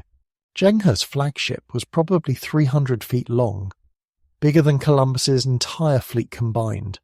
The fleet included supply ships, troop transports, horse ships that carried cavalry, water ships that carried fresh water for the crew, treasure ships that carried diplomatic gifts. The first voyage had 317 ships and 27,000 men. Imagine seeing this fleet approach your small port city. The horizon dark with Chinese sails, ships so large they blocked out the sun. This was power beyond anything most people could imagine. The fleet stopped at every major port: Malacca, Colombo, Calicut, Hormuz, Aden. Local rulers received Chinese silk and porcelain, Chinese maps and calendars, Chinese medicines and books. In return, they sent tribute to the Chinese emperor. But Zheng He's missions did more than impress foreign rulers. They collected information. Chinese scholars studied foreign languages, mapped coastlines, recorded local customs, brought back exotic animals for the imperial zoo. The voyages also protected Chinese trade. Pirates who attacked Chinese merchants faced retaliation from massive Chinese fleets. Local rulers who taxed Chinese traders too heavily received warnings from Chinese diplomats. The Chinese fleets revolutionized the spice trade. Before Zheng He, spices moved through many hands. Indian pepper went from farmer to local merchant, to regional trader, to port dealer, to ship captain, to Arab merchant, to European buyer. Each transaction added costs. Chinese involvement simplified the chain. Chinese fleets bought spices directly from producing regions, transported them in Chinese ships, sold them in Chinese ports. This reduced costs and increased profits. But it also changed the spice trade's character. What had been a network of independent merchants became increasingly dominated by state power. The Chinese emperor controlled the largest fleets, could make or break local economies with his decisions. Nutmeg from the Banda Islands exemplifies this change. These tiny Indonesian islands were the world's only source of nutmeg. Arab traders had managed the nutmeg trade for centuries, bought from local producers, sold in Middle Eastern markets, made modest profits. Chinese fleets changed everything. They could buy entire harvests, transport massive quantities. The scale was unprecedented. Local prices rose, but so did local dependence on Chinese demand. When the Chinese stopped coming, local economies collapsed. The Banda Islands went from prosperity to poverty almost overnight. The maritime spice trade became vulnerable to the political decisions of distant emperors. All this maritime wealth attracted pirates. The South China Sea became a battleground between merchants and raiders. Pirates attacked Chinese junks heavy with silk, Arab dhows loaded with gold, Indian ships carrying precious stones. Chen Zui controlled the Strait of Malacca around 1400 CE. His pirate fleet numbered thousands of vessels. He charged taxes on passing ships, killed captains who refused to pay, made himself rich on maritime trade wealth. But Chen Zui made a fatal mistake. He attacked Chinese ships from Zheng He's fleet. The Chinese admiral didn't negotiate with pirates. He destroyed them. Chen Zui's fleet was annihilated in a single battle. The strait became safe for Chinese commerce. Other pirates learned different lessons. Wang Ji operated from Japanese islands in the 1500s. His fleet included Chinese, Japanese, and Portuguese ships. He avoided direct confrontation with large fleets, targeted isolated merchants instead. Wang Ji became incredibly wealthy, built fortified bases on remote islands, commanded loyalty from thousands of sailors, but he also negotiated with local authorities, paid bribes to officials, provided services to legitimate merchants. The line between piracy and legitimate trade wasn't always clear. Many pirates were unlicensed merchants operating outside official control. Some local rulers secretly supported pirates who attacked their enemies' trade. Naval warfare evolved rapidly. Chinese fleets mounted cannons on their ships. Arab vessels adopted Portuguese firearms. Pirate ships became faster and more maneuverable. The maritime arms race accelerated technological innovation. Modern archaeology has revealed secrets the historical records missed. Shipwrecks on the ocean floor tell stories that written sources never recorded. The Belitung shipwreck, discovered in Indonesian waters, contained Chinese ceramics, Islamic metalwork, and African ivory, all on one 9th century ship. But the most surprising discoveries weren't luxury goods. They were everyday items that reveal how ordinary people lived. Chinese cooking pots that show immigrant communities in Southeast Asian ports. Islamic prayer beads that indicate Muslim merchants traveling on Chinese ships. Children's toys that prove families traveled together. The Quanzhou ship, excavated in China, contained pepper, cardamom, and cinnamon, expected spices for a maritime trader, but it also carried frankincense from Arabia, sandalwood from India, and mercury from Spain. The cargo represents the entire Indian Ocean trade network in one vessel. More surprising were the personal possessions: gold jewellery in Islamic styles, Chinese coins in leather pouches, Buddhist amulets and Christian crosses. The crew came from everywhere, believed in different gods, but worked together to make the ship profitable. Some wrecks reveal failed experiments, ships that tried new routes, captains who gambled on unknown markets. A 12th century vessel off the Vietnamese coast carried Chinese porcelain designed for Middle Eastern tastes, but the ship was heading toward Java, not Arabia. Someone misread the market. The most poignant discoveries are the letters, messages scratched into ship timbers by homesick sailors. Tell my wife I'll return with the next monsoon. May Allah protect us from storms. The captain promised we'd see home before winter. These anonymous voices remind us that maritime trade was built on human hopes and fears. Archaeological evidence also reveals the dark side of maritime trade. Slave manacles found on merchant vessels, evidence that the same ships carrying silk and spices also transported human beings. The Maritime Silk Road wasn't just about luxury goods, it was about human exploitation too. But perhaps the most important revelation from underwater archaeology is the scale of maritime trade. For every shipwreck archaeologists find, hundreds more lie undiscovered.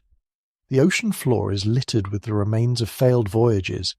Each wreck represents dreams that ended in disaster. Yet the volume of wrecks also proves the volume of success. Ships wouldn't have risked dangerous routes unless the profits justified the dangers. Maritime trade was so profitable that merchants accepted massive losses as part of business. The Geldermalsen, an 18th century Dutch ship, carried 203,000 pieces of Chinese porcelain. That's just one ship. Chinese kilns must have produced millions of pieces annually for maritime export. The scale of production required entire cities devoted to export manufacturing. Underwater discoveries also reveal technological innovations never mentioned in historical texts. Experimental hull designs that failed, navigation instruments that didn't work, construction techniques that proved too expensive. The ocean floor is a museum of failed innovation, but successful innovations spread rapidly through maritime networks. A better compass design developed in China would appear on Arab ships within decades. Improved sail configurations invented in India would reach Mediterranean vessels through trade contacts. The shipwrecks prove that maritime trade connected the world in ways overland routes never could. A single ship could carry goods from a dozen different countries, crew members from every continent, ideas that crossed religious and cultural boundaries. Maritime trade also created new types of wealth. Port cities that controlled strategic harbours became incredibly rich. Rulers who taxed maritime commerce accumulated more wealth than agricultural empires. The balance of power shifted toward the coasts, but maritime wealth was vulnerable in ways overland wealth wasn't. Storms could destroy fleets in hours, pirates could capture entire cargoes, political changes could close crucial harbours. Maritime merchants lived with risks that land-based traders rarely faced. The archaeological evidence reveals one final truth about maritime trade. It was more international than any overland network. Ship crews included Chinese navigators, Arab captains, Indian merchants, and African sailors. Language barriers forced innovation in communication. Religious differences required tolerance. These underwater time capsules preserve a moment when the world was becoming connected through sea routes, when the Indian Ocean was becoming humanity's highway, when maritime trade was beginning to challenge the ancient dominance of overland routes. The shift was gradual at first. Overland trade continued, but maritime routes offered advantages that land routes couldn't match. Ships could carry much larger cargoes than caravans. Ocean routes avoided the political instabilities that plagued land routes. Maritime trade was seasonal, but it was also more predictable. By 1400 CE, maritime trade was generating more wealth than overland trade. The great Silk Road cities of Central Asia were beginning their slow decline. The future belonged to port cities and sea routes. The age of maritime dominance was beginning. But even as maritime trade rose, the land routes had one last period of glory ahead. The Mongols would create the largest contiguous empire in human history. Under their rule, the overland Silk Road would reach its final peak. But that revival would be brief. The future belonged to the sea. The sunken treasures remind us that every great change comes with costs. The rise of maritime trade meant the decline of overland routes. Cities that had prospered for centuries faced abandonment. Skills that had been passed down through generations became obsolete. But change also created opportunities.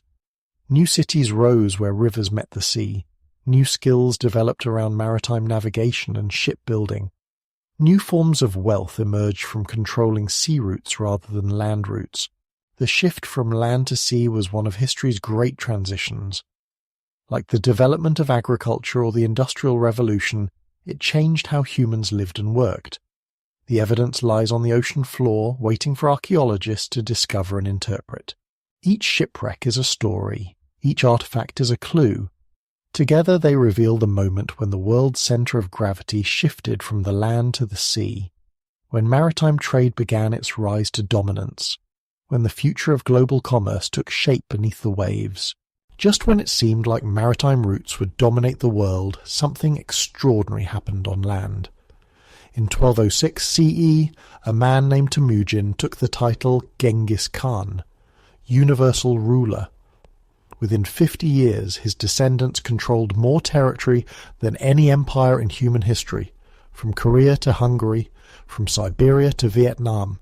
The Mongols were supposed to destroy civilization. That's what everyone expected. They were nomads from the steppes, herders and raiders. They lived in tents and followed their animals across endless grasslands. Settled people saw them as barbarians who would burn cities and slaughter populations. And at first, that's exactly what they did.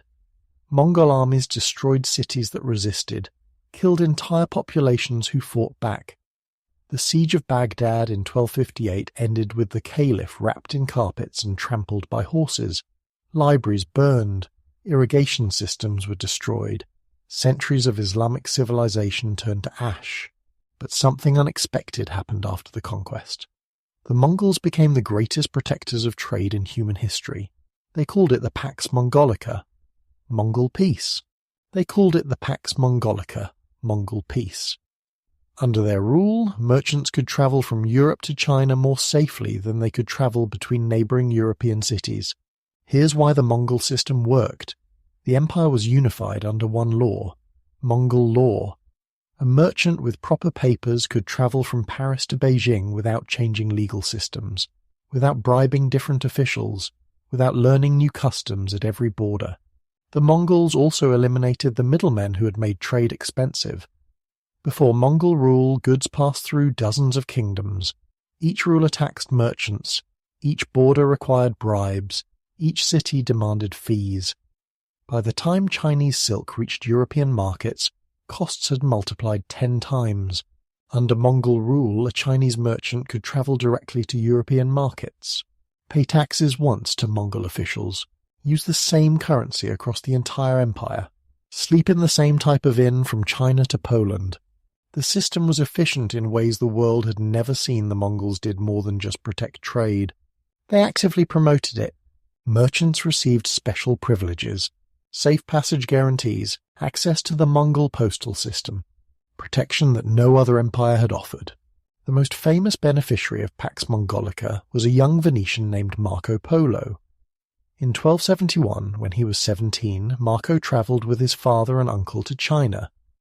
The journey that made him famous was only possible because of Mongol protection. The Polo family weren't explorers, they were merchants. They'd made one successful trip to China already, met Kublai Khan, the Mongol emperor, received trading privileges. Now they were returning to expand their business. Marco's journey took 4 years, not because the distance was impossibly far, but because they stopped to trade along the way, bought goods in one city, sold them in another, accumulated wealth and knowledge as they travelled. Think about what this journey meant. A European teenager walking through the streets of Beijing, speaking with Chinese officials in the Mongol court, learning about technologies that wouldn't reach Europe for centuries, paper money that seemed like magic, gunpowder that made impossible explosions, coal that burned hotter than wood. Marco spent 17 years in China, worked for Kublai Khan, travelled throughout the empire on official business, learned Chinese customs, Mongolian administration, the systems that held the world's largest empire together. When Marco finally returned to Venice in 1295, he brought more than goods. He brought knowledge, stories, proof that the world was bigger and stranger than Europeans had imagined. His book about these travels became Europe's best guide to Asian civilizations. But Marco Polo wasn't unique. He was just the most famous of thousands of merchants who travelled under Mongol protection. Persian traders reached northern Europe. Chinese merchants established communities in Central Asia. European craftsmen worked in Chinese cities. The secret of Mongol success was administration. They didn't just conquer, they organized. The same systems that worked in China were applied in Persia, in Russia, in Central Asia. Unity meant efficiency. Mongol administration was surprisingly sophisticated. They adopted the best practices from every civilization they conquered: Chinese bureaucratic methods, Islamic legal traditions, European craft organizations, Byzantine diplomatic protocols. The empire was divided into 4 khanates: China and East Asia, Central Asia and Persia, Russia and Eastern Europe. Each khanate was semi-independent but followed common principles, common laws, common procedures. Local officials could be Chinese, Persian, Russian or European. What mattered wasn't ethnicity but competence. The Mongols promoted based on ability, not birth. This meritocratic system attracted talented people from throughout the empire. Trade benefited enormously from this unified system. A merchant's contract signed in Beijing was honoured in Baghdad. Currency accepted in Moscow worked in Delhi. Legal disputes were settled using the same principles across continents. The Mongols also standardized weights and measures. A pound of silk weighed the same in China as in Persia. A yard of cloth had identical length in Russia and Central Asia. These standards eliminated confusion and reduced disputes. Perhaps most remarkably, the Mongols practiced religious tolerance. This wasn't because they were particularly enlightened, it was because they were practical. Religious conflict disrupted trade, interfered with administration, cost money. Under Mongol rule, Christians, Muslims, Buddhists and Confucians worked together in the same government, competed in the same markets, lived in the same cities. Religious diversity became normal rather than exceptional. Mongol leaders consulted religious experts from every tradition. Buddhist monks advised on Chinese policy. Islamic scholars helped with Persian administration. Christian priests served as diplomats in European territories. This religious tolerance created unprecedented opportunities for intellectual exchange. Christian scholars studied in Islamic libraries. Buddhist monks debated with Confucian philosophers. Different religious traditions influenced each other in ways that had never been possible. Religious art flourished under this tolerance. Churches were built in Chinese styles. Mosques incorporated Mongol decorative elements. Buddhist temples included Christian symbols. The mixing created new artistic traditions. But the same trade networks that carried silk and spices also carried diseases. In the 1340s, bubonic plague began spreading along Silk Road routes. The Black Death followed trade patterns with terrifying precision. The plague probably originated in Central Asian rodent populations. Mongol armies encountered it during campaigns in the region. Infected soldiers carried it to trading cities. Merchants spread it along established trade routes. Kaffa, a Mongol-controlled trading city on the Black Sea, experienced one of history's most notorious plague incidents. Mongol forces besieging the city catapulted infected corpses over the walls. Genoese merchants fled the city, carrying plague to Mediterranean ports. From there, the plague spread throughout Europe. Ships carried infected rats from port to port. Trade routes carried disease faster than news of the outbreak. Cities that had prospered from international trade became death traps. The plague killed an estimated 75 to 200 million people. Between 30–60% of Europe's population died. Similar death rates occurred across Asia. The Mongol Empire, which had facilitated the greatest trade boom in history, also enabled the greatest pandemic. Trade networks that had connected the world became vectors for destruction. The same routes that carried prosperity carried death. The same efficiency that moved goods moved germs.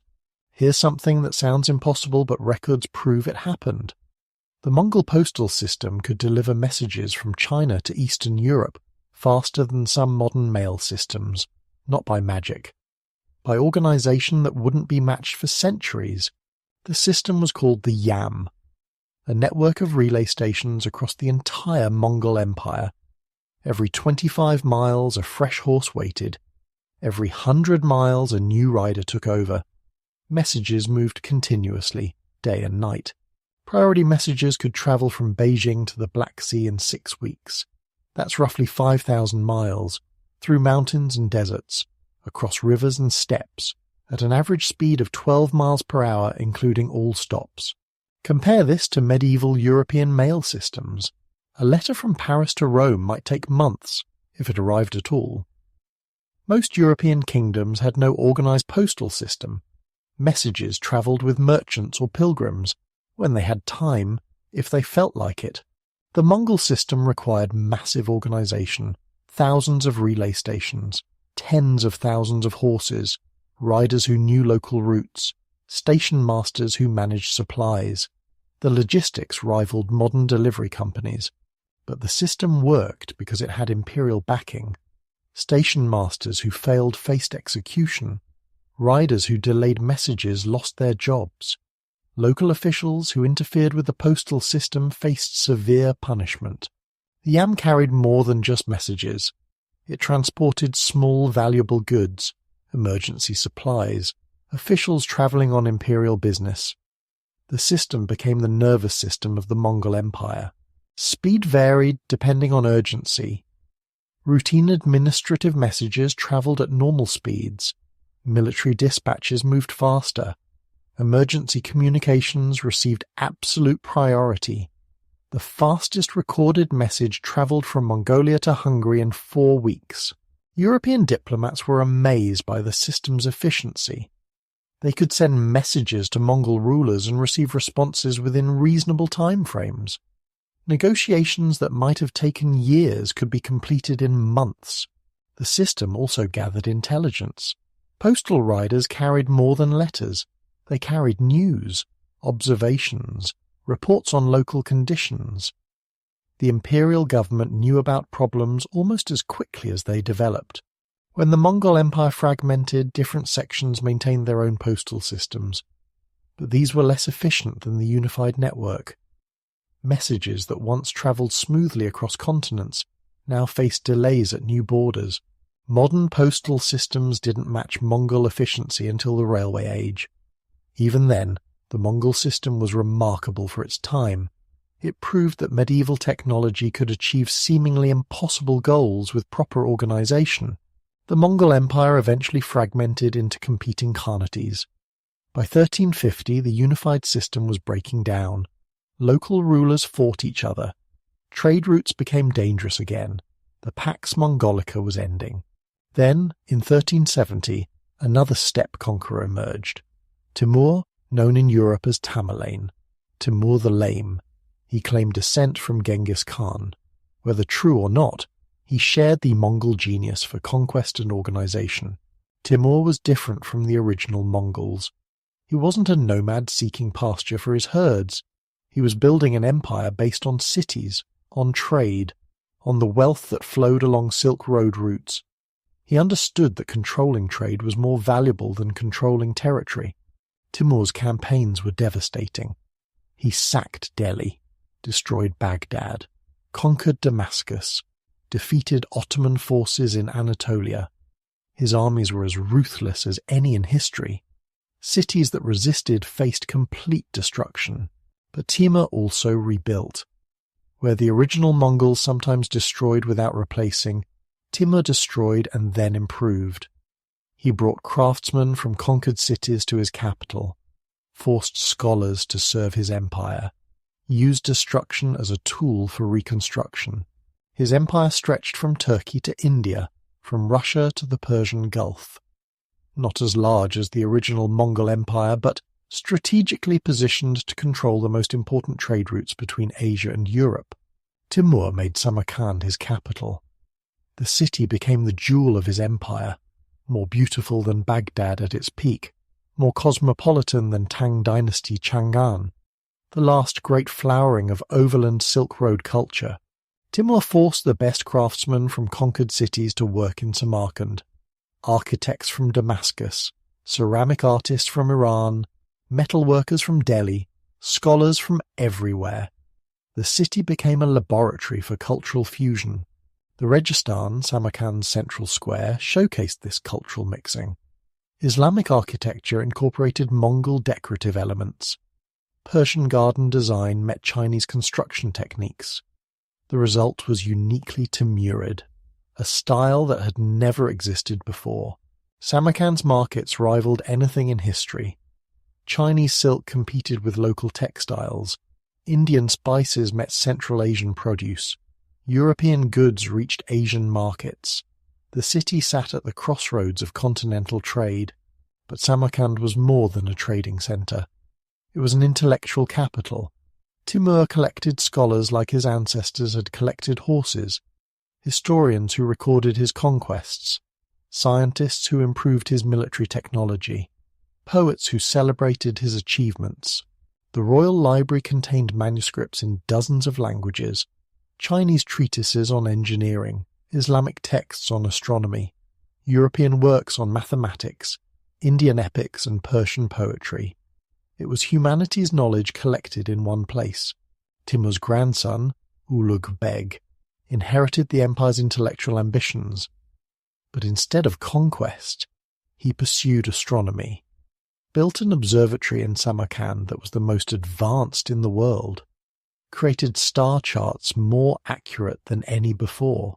Ulugh Beg's observatory brought together astronomical knowledge from across the known world.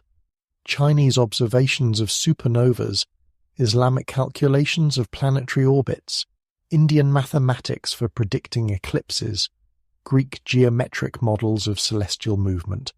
The Samarkand Observatory produced the Ziji Sultani, a star catalogue that listed 994 stars with unprecedented accuracy. The work combined observations made over centuries by astronomers from different civilizations. It remained the most accurate star catalogue for over 2 centuries. Chinese astronomical instruments influenced the observatory's design. Islamic mathematical techniques enabled precise calculations. Persian craftsmanship created instruments of extraordinary beauty and accuracy. The mixing of traditions produced scientific breakthroughs. Ulugh Beg attracted astronomers from throughout Asia and Europe. They brought different methods, different perspectives, different mathematical traditions. Working together, they achieved more than any single tradition could accomplish alone. Timurid art represents the peak of Silk Road cultural exchange. Artists in Samarkand had access to techniques from every major civilization. Chinese painting methods, Islamic geometric patterns, Persian miniature traditions, European perspective techniques. Manuscript illumination reached extraordinary levels. Persian texts decorated with Chinese landscape techniques. Islamic calligraphy enhanced with Mongol animal motifs. European-style human figures in Asian settings. The combinations were endlessly creative. Architecture showed similar fusion. The Gure Amir, Timur's tomb, combines Islamic architectural principles with Mongol decorative elements. Chinese construction techniques with Persian garden design. The result is breathtakingly beautiful and completely unique. Textile production in Samarkand incorporated techniques from across the empire. Chinese silk weaving, Persian carpet making, Central Asian felt production, Indian dyeing methods. Timurid textiles were unlike anything produced elsewhere. Metalwork achieved similar fusion. Damascus steel techniques met Chinese decorative methods. Persian engraving traditions combined with Mongol animal motifs. Islamic calligraphy incorporated Chinese landscape elements. The Timurid period was the overland Silk Road's last golden age. After 1500, maritime routes would dominate international trade. But during the 15th century, Central Asian cities experienced unprecedented prosperity.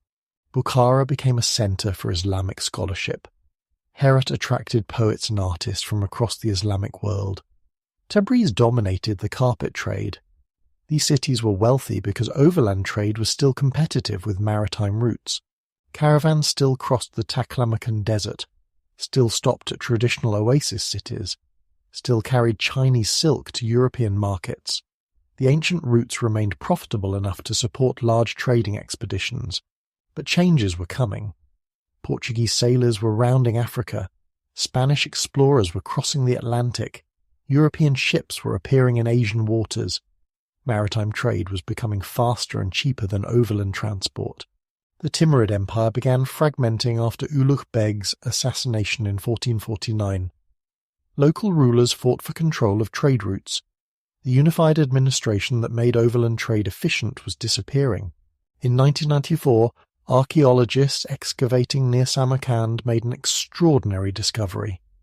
Hidden beneath centuries of debris, they found astronomical instruments from Ulugh Beg's observatory. Devices so sophisticated that modern scientists initially doubted their medieval origin. The most remarkable find was an astrolabe designed to predict eclipses with extraordinary accuracy. The instrument incorporated Chinese observations of lunar cycles, Islamic mathematical calculations, and Persian craftsmanship. It could predict eclipses decades in advance. But here's what made the discovery truly extraordinary. The instrument's calculations were more accurate than European eclipse predictions until the 16th century.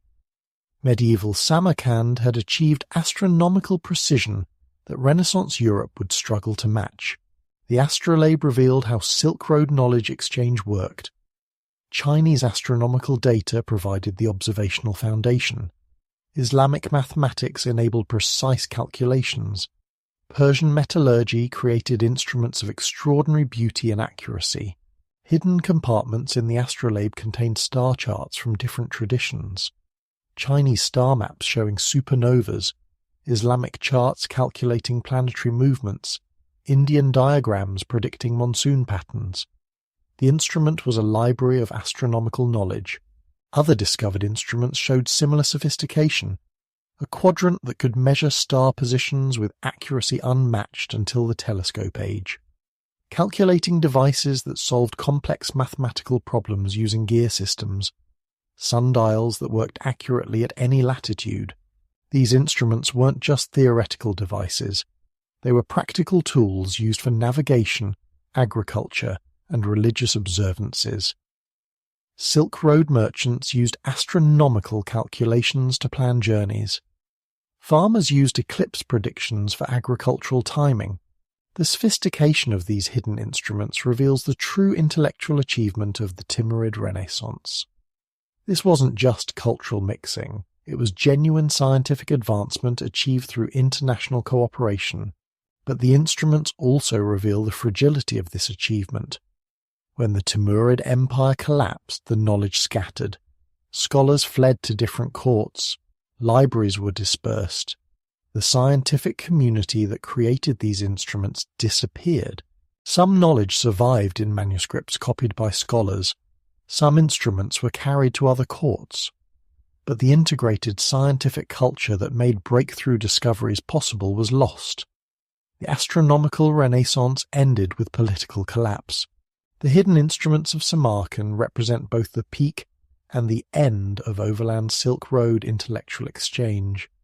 They show what human cooperation could achieve when knowledge flowed freely across continents. They also show how political instability could destroy centuries of accumulated learning. By 1500, the age of the overland Silk Road was ending. Portuguese ships were reaching Asia by sailing around Africa. Spanish expeditions were crossing the Pacific. European maritime powers were establishing trading posts in Asian ports. The future belonged to sea routes and sailing ships. The ancient overland paths across Central Asia would survive but in diminished form. The great trading cities of the Silk Road would gradually decline. The age of the caravan was giving way to the age of the sailing ship, but the legacy lived on, in the manuscripts preserved in libraries, in the techniques passed from master to student, in the artistic traditions that continued to inspire, in the scientific knowledge that eventually reached European universities. The fall wasn't just a military victory, it was an economic earthquake. Constantinople controlled the major trade routes, including the famous Silk Road. Every merchant ship passing from Europe to Asia, paid taxes to whoever controlled the Bosphorus. Every caravan travelling between continents stopped in Constantinople's markets. Now those profits flowed to the Ottoman treasury. European merchants found themselves at the mercy of Turkish customs officials. Trade routes that had operated for centuries suddenly became expensive, uncertain, dangerous for Christian merchants. The Ottomans weren't trying to destroy trade, they wanted to profit from it. But their taxes were high, their bureaucracy was complex, their relations with Christian Europe were often hostile. What had once been routine became complicated. European merchants watched their profits shrink. Italian city-states that had grown rich on Eastern trade saw their advantage disappearing. Portuguese and Spanish kingdoms that had been peripheral to Asian trade suddenly saw opportunity in crisis. The Ottoman monopoly forced Europeans to think creatively. If they couldn't trade through Constantinople, they'd have to find other ways to reach Asia, ways that bypassed Ottoman control entirely. Portuguese navigators had been working on one solution for decades. Instead of crossing the Mediterranean and travelling overland through Ottoman territory, why not sail around Africa? Portuguese ships were already exploring the African coast. Each voyage went a little further south. The idea seemed crazy at first. Sailing around an entire continent, through unknown waters filled with unknown dangers. But Portuguese sailors were getting better at ocean navigation. Their ships were improving. Their knowledge of wind patterns was growing. In 1488, Bartolomeu Dias rounded the Cape of Good Hope, proved that ships could reach the Indian Ocean by sailing around Africa. In 1498, Vasco da Gama completed the first sea voyage from Europe to India. The Ottoman stranglehold on Eastern trade was broken, but the Portuguese route was long, dangerous, expensive. Other Europeans looked for different solutions. Maybe there was a shorter route to Asia, a western route across the Atlantic Ocean. The search for alternative routes to Asia launched the age of exploration. What started as an attempt to bypass Ottoman control ended up discovering new continents, changing the entire balance of world power. Spanish monarchs Ferdinand and Isabella were looking for their own route to Asian wealth. They couldn't compete with Portuguese expertise in African navigation, but maybe they could find a completely different path to the Spice Islands. The theory seemed logical. Everyone knew the Earth was round. If you sailed west from Europe, you'd eventually reach Asia from the other direction. The question was whether any ship could carry enough supplies to survive such a long journey. Christopher Columbus convinced the Spanish monarchs that the journey was possible, that Asia was closer than most people thought, that Spanish ships could reach the Indies by sailing west across the Atlantic. Columbus was wrong about the distances, dead wrong. But his mistake led to one of history's greatest discoveries. When he reached land after crossing the Atlantic, he thought he'd found islands off the coast of Asia. He called the inhabitants Indians, because he believed he'd reached the Indies. Columbus never stopped believing he'd found a new route to Asia. Even after 4 voyages to the Caribbean, he insisted these islands were part of the Asian archipelago. He was looking for the same wealth that had travelled the Silk Road for centuries. His letters to the Spanish monarchs describe his search for gold, spices, and silk. He expected to find Chinese merchants, Japanese traders, the great cities that Marco Polo had described. Instead, he found indigenous peoples who had never heard of China. But Columbus's dream wasn't entirely fantasy. He understood something important about global trade. Whoever controlled the routes between Europe and Asia would become incredibly wealthy. The Ottomans had seized control of the traditional routes. Someone else needed to find new ones. Columbus carried items intended for Asian trade. Glass beads for Chinese markets, European textiles to exchange for silk, metal goods to trade for spices. His ships were equipped for the same kind of trade that had made the Silk Road profitable. When Columbus failed to find Asian wealth in the Caribbean, other explorers continued the search. Vasco Núñez de Balboa crossed Panama and saw the Pacific Ocean. Ferdinand Magellan attempted to reach Asia by sailing west around South America. Here's one of history's greatest ironies. Europeans discovered America by accident while trying to reach Asia. The Ottoman conquest of Constantinople forced European merchants to seek new routes to the same luxury goods that had travelled the Silk Road. Their failure to find those routes led to finding something even more valuable. Columbus died believing he'd found islands off the Asian coast. He never knew he'd discovered a new continent. His obsession with finding silk and spices blinded him to the reality of what he'd actually found. But other Europeans gradually realized the truth. This wasn't Asia. This was something completely new. A continent that European maps had never shown, filled with peoples, plants, animals, and resources unknown in the Old World. The search for Asian luxury goods had led to American silver. Spanish conquistadors found more gold and silver in the Americas than all the Silk Road prophets combined. The wealth of the Aztec and Inca empires dwarfed anything European merchants had imagined possible. American silver transformed global trade patterns. Spanish silver flowed across the Pacific to buy Chinese silk and porcelain. The same Asian goods that Europeans had once bought through Ottoman middlemen now came directly through Spanish-controlled routes. The irony deepened when Spanish ships began carrying American silver to Manila, then using it to buy Asian goods. The Philippines became the western terminus of a new trans-Pacific route that connected American silver mines to Chinese manufacturing centers. European attempts to bypass the Ottoman Empire had created something unprecedented. A truly global trade network that connected every inhabited continent. American silver bought Asian silk. Asian silk bought European manufactured goods. European goods bought American raw materials. The discovery of America also revealed the true scale of global possibilities.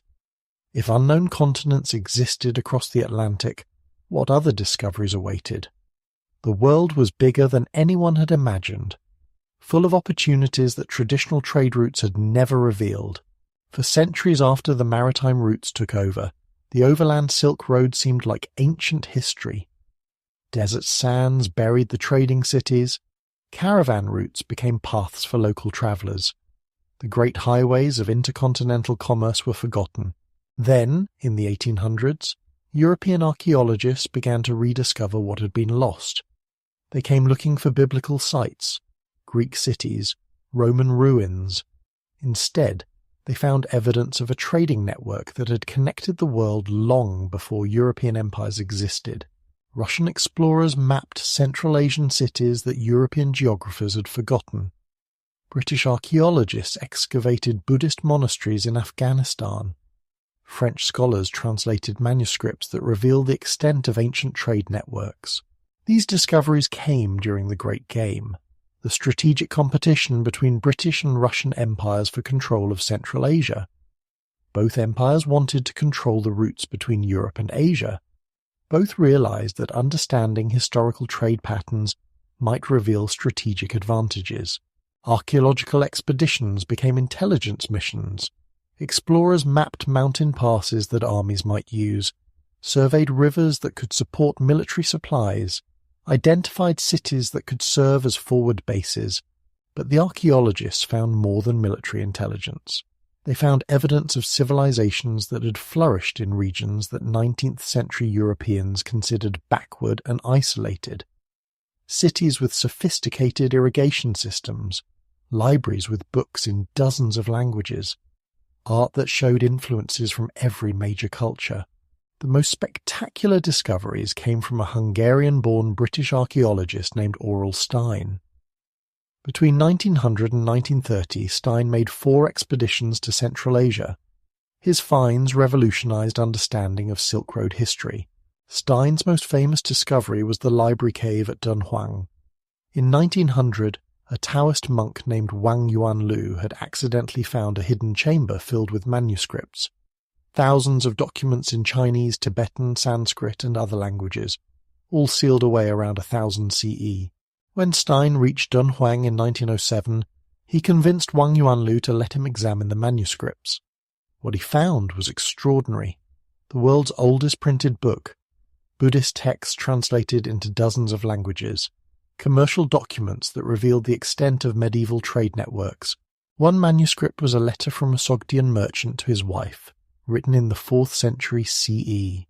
The merchant complained about business difficulties, worried about bandits on the trade routes, asked about his children's health.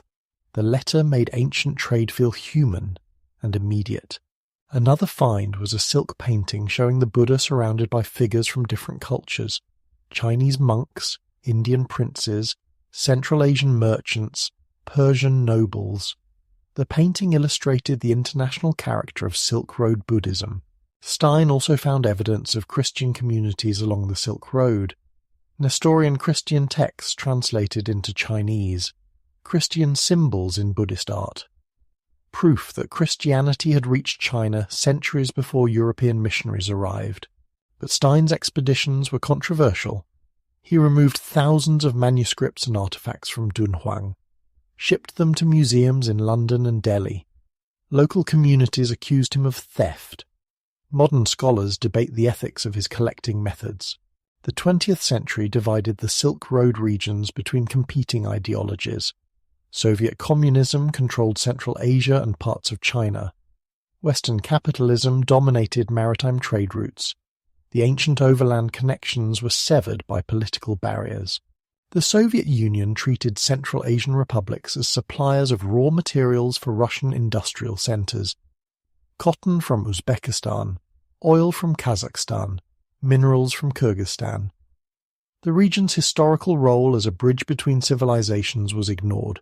Communist China initially isolated itself from international trade networks. The same country that had once been the eastern terminus of the Silk Road closed its borders to foreign merchants. Ancient trading cities like Kashgar became isolated backwaters. The Cold War made overland travel between Europe and Asia nearly impossible. Borders were militarized, visas were restricted. The routes that had once carried merchants and pilgrims were closed to civilian traffic. Archaeological work continued, but it was limited by political divisions. Soviet archaeologists couldn't collaborate with Western colleagues.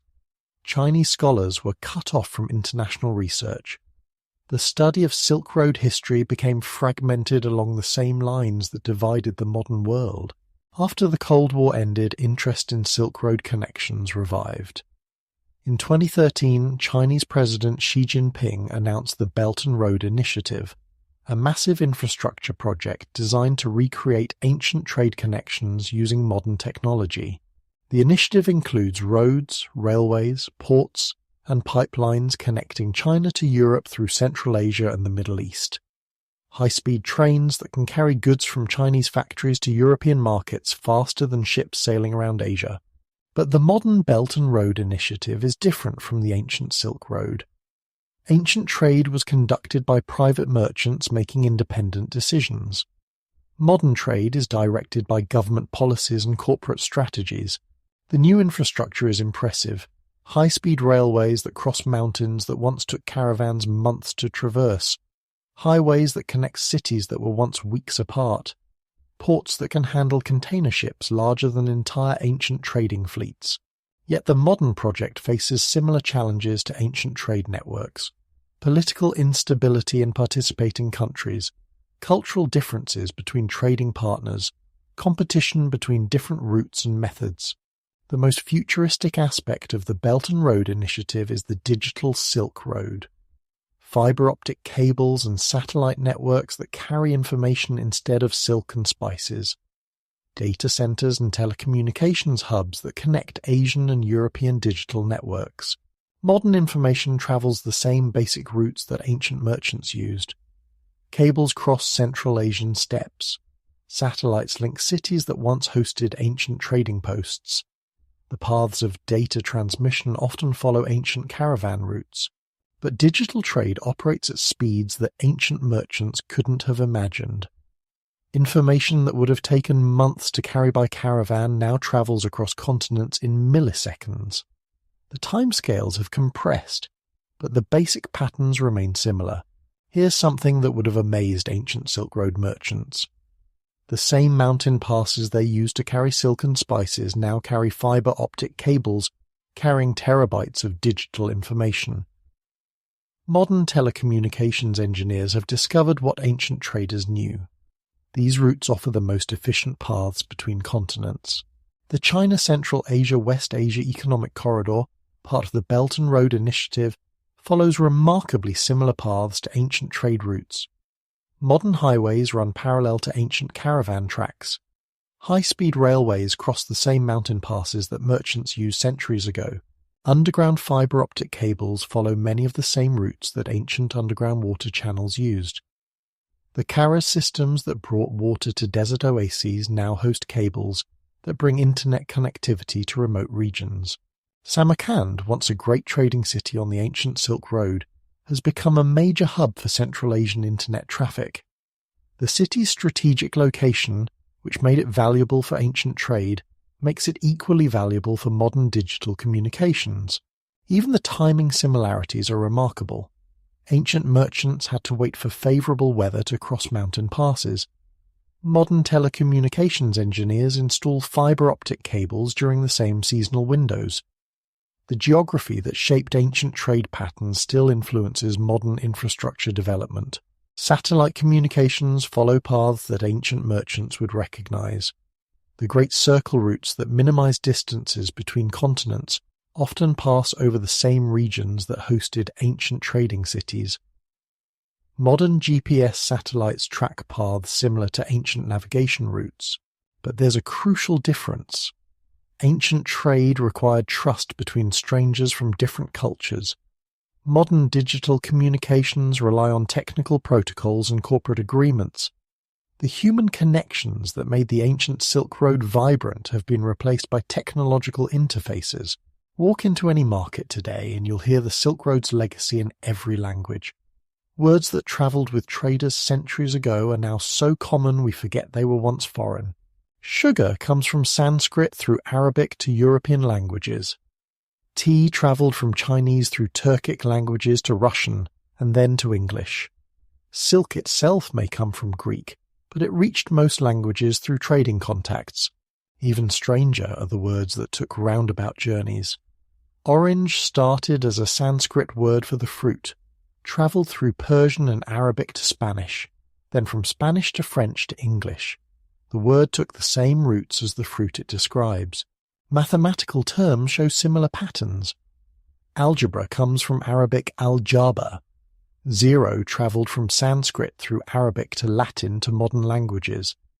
The numbers we use daily are called Arabic numerals, but they originated in India and reached Europe through Islamic scholars.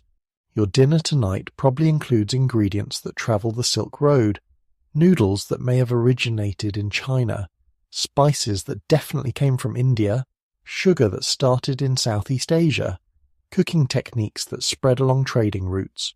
Fusion cuisine isn't a modern invention. Medieval trading cities created dishes that combined ingredients from different continents. Chinese noodles with Persian spices, Indian curry techniques with Central Asian meats, Mediterranean olive oil with Asian soy sauce. Even common vegetables tell Silk Road stories. Carrots were originally purple in Afghanistan. Tomatoes didn't exist in Italian cooking until Spanish explorers brought them from America. Potatoes travelled from South America to Europe to Asia, transforming cuisines everywhere. Buddhism spread along Silk Road routes and adapted to local cultures everywhere it went. Chinese Buddhism incorporated Taoist elements. Central Asian Buddhism mixed with local shamanic traditions. Southeast Asian Buddhism blended with Hindu influences. Christianity also travelled these routes, but in forms that would surprise modern Christians. Nestorian Christianity reached China centuries before Catholic missions. These Eastern Christians developed unique traditions that combined Christian theology with Asian philosophical concepts. Islam's expansion followed trading networks. Muslim merchants were often the first to introduce Islamic ideas to new regions. The religion adapted to local customs while maintaining core beliefs. This flexibility helped Islam spread across diverse cultures. Art techniques travelled as freely as religious ideas. Chinese painting methods influenced Persian miniatures. Islamic geometric patterns appeared in Chinese decorative arts. Buddhist sculpture styles spread from India to Afghanistan to China, changing along the way. Textile traditions show the clearest artistic exchanges. Chinese silk weaving techniques reach the Mediterranean. Persian carpet patterns influenced Central Asian felt making. Islamic embroidery styles appeared in Chinese court clothing. Musical instruments and techniques followed similar patterns. The lute family of instruments spread from Central Asia to Europe and China. Percussion techniques developed in one culture influenced musical traditions thousands of miles away. Modern genetic research is confirming what historians suspected about Silk Road movements. DNA analysis of ancient remains shows extensive population mixing along trading routes. People didn't just exchange goods, they exchanged genes. Central Asian populations show genetic influences from Europe, East Asia, and South Asia. Modern Uyghurs carry genetic markers from all these regions. Their ancestors include Sogdian merchants, Chinese settlers, Turkic nomads, and Persian craftsmen. Even more surprising, genetic analysis reveals that some population movements preceded historical records. European genetic markers appear in Central Asian populations earlier than written sources suggest. The biological Silk Road may be older than the documented trade networks. Ancient DNA from Silk Road burial sites shows that trading communities were genuinely international.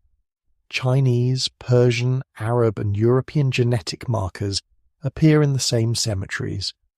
These weren't just temporary visitors. They were permanent settlers who intermarried with local populations. The genetic legacy extends beyond Central Asia.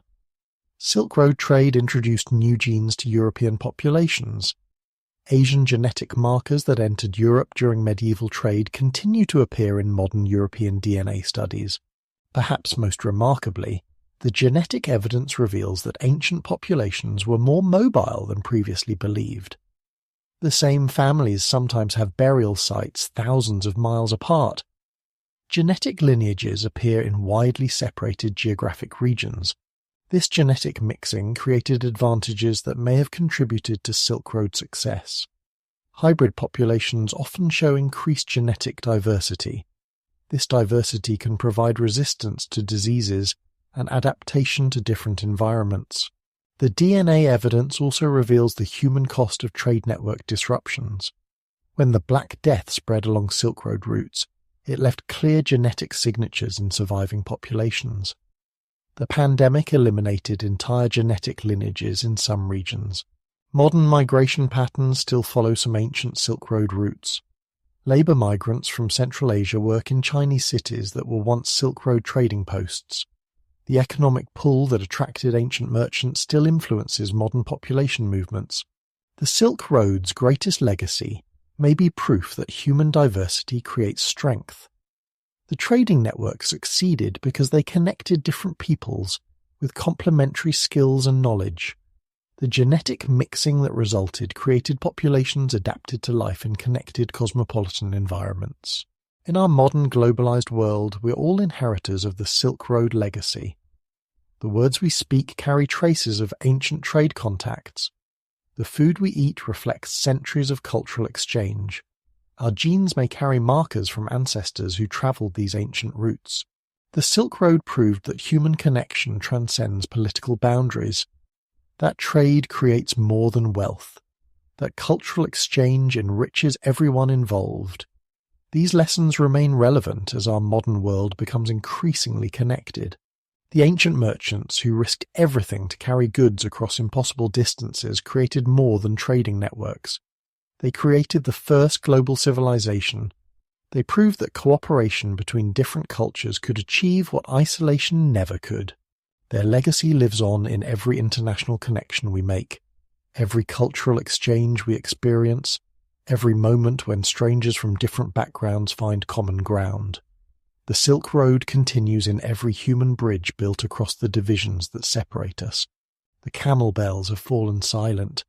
The ancient cities lie in ruins, but the spirit of the Silk Road survives wherever humans choose connection over isolation, cooperation over conflict, understanding over fear. And here we are, at the end of the longest story ever told, 2,000 years of human connection, threads of silk that became threads of civilization. binding the world together, one trade, one friendship, one shared meal at a time. You've walked with Jiang Qian through 13 years of captivity and freedom, felt the desert sand between your teeth in the Taklamakan, heard the languages mixing in Chang'an's markets, watched Persian cats travel to Chinese palaces while Chinese peaches found Roman gardens, seen gunpowder change warfare and algebra change mathematics.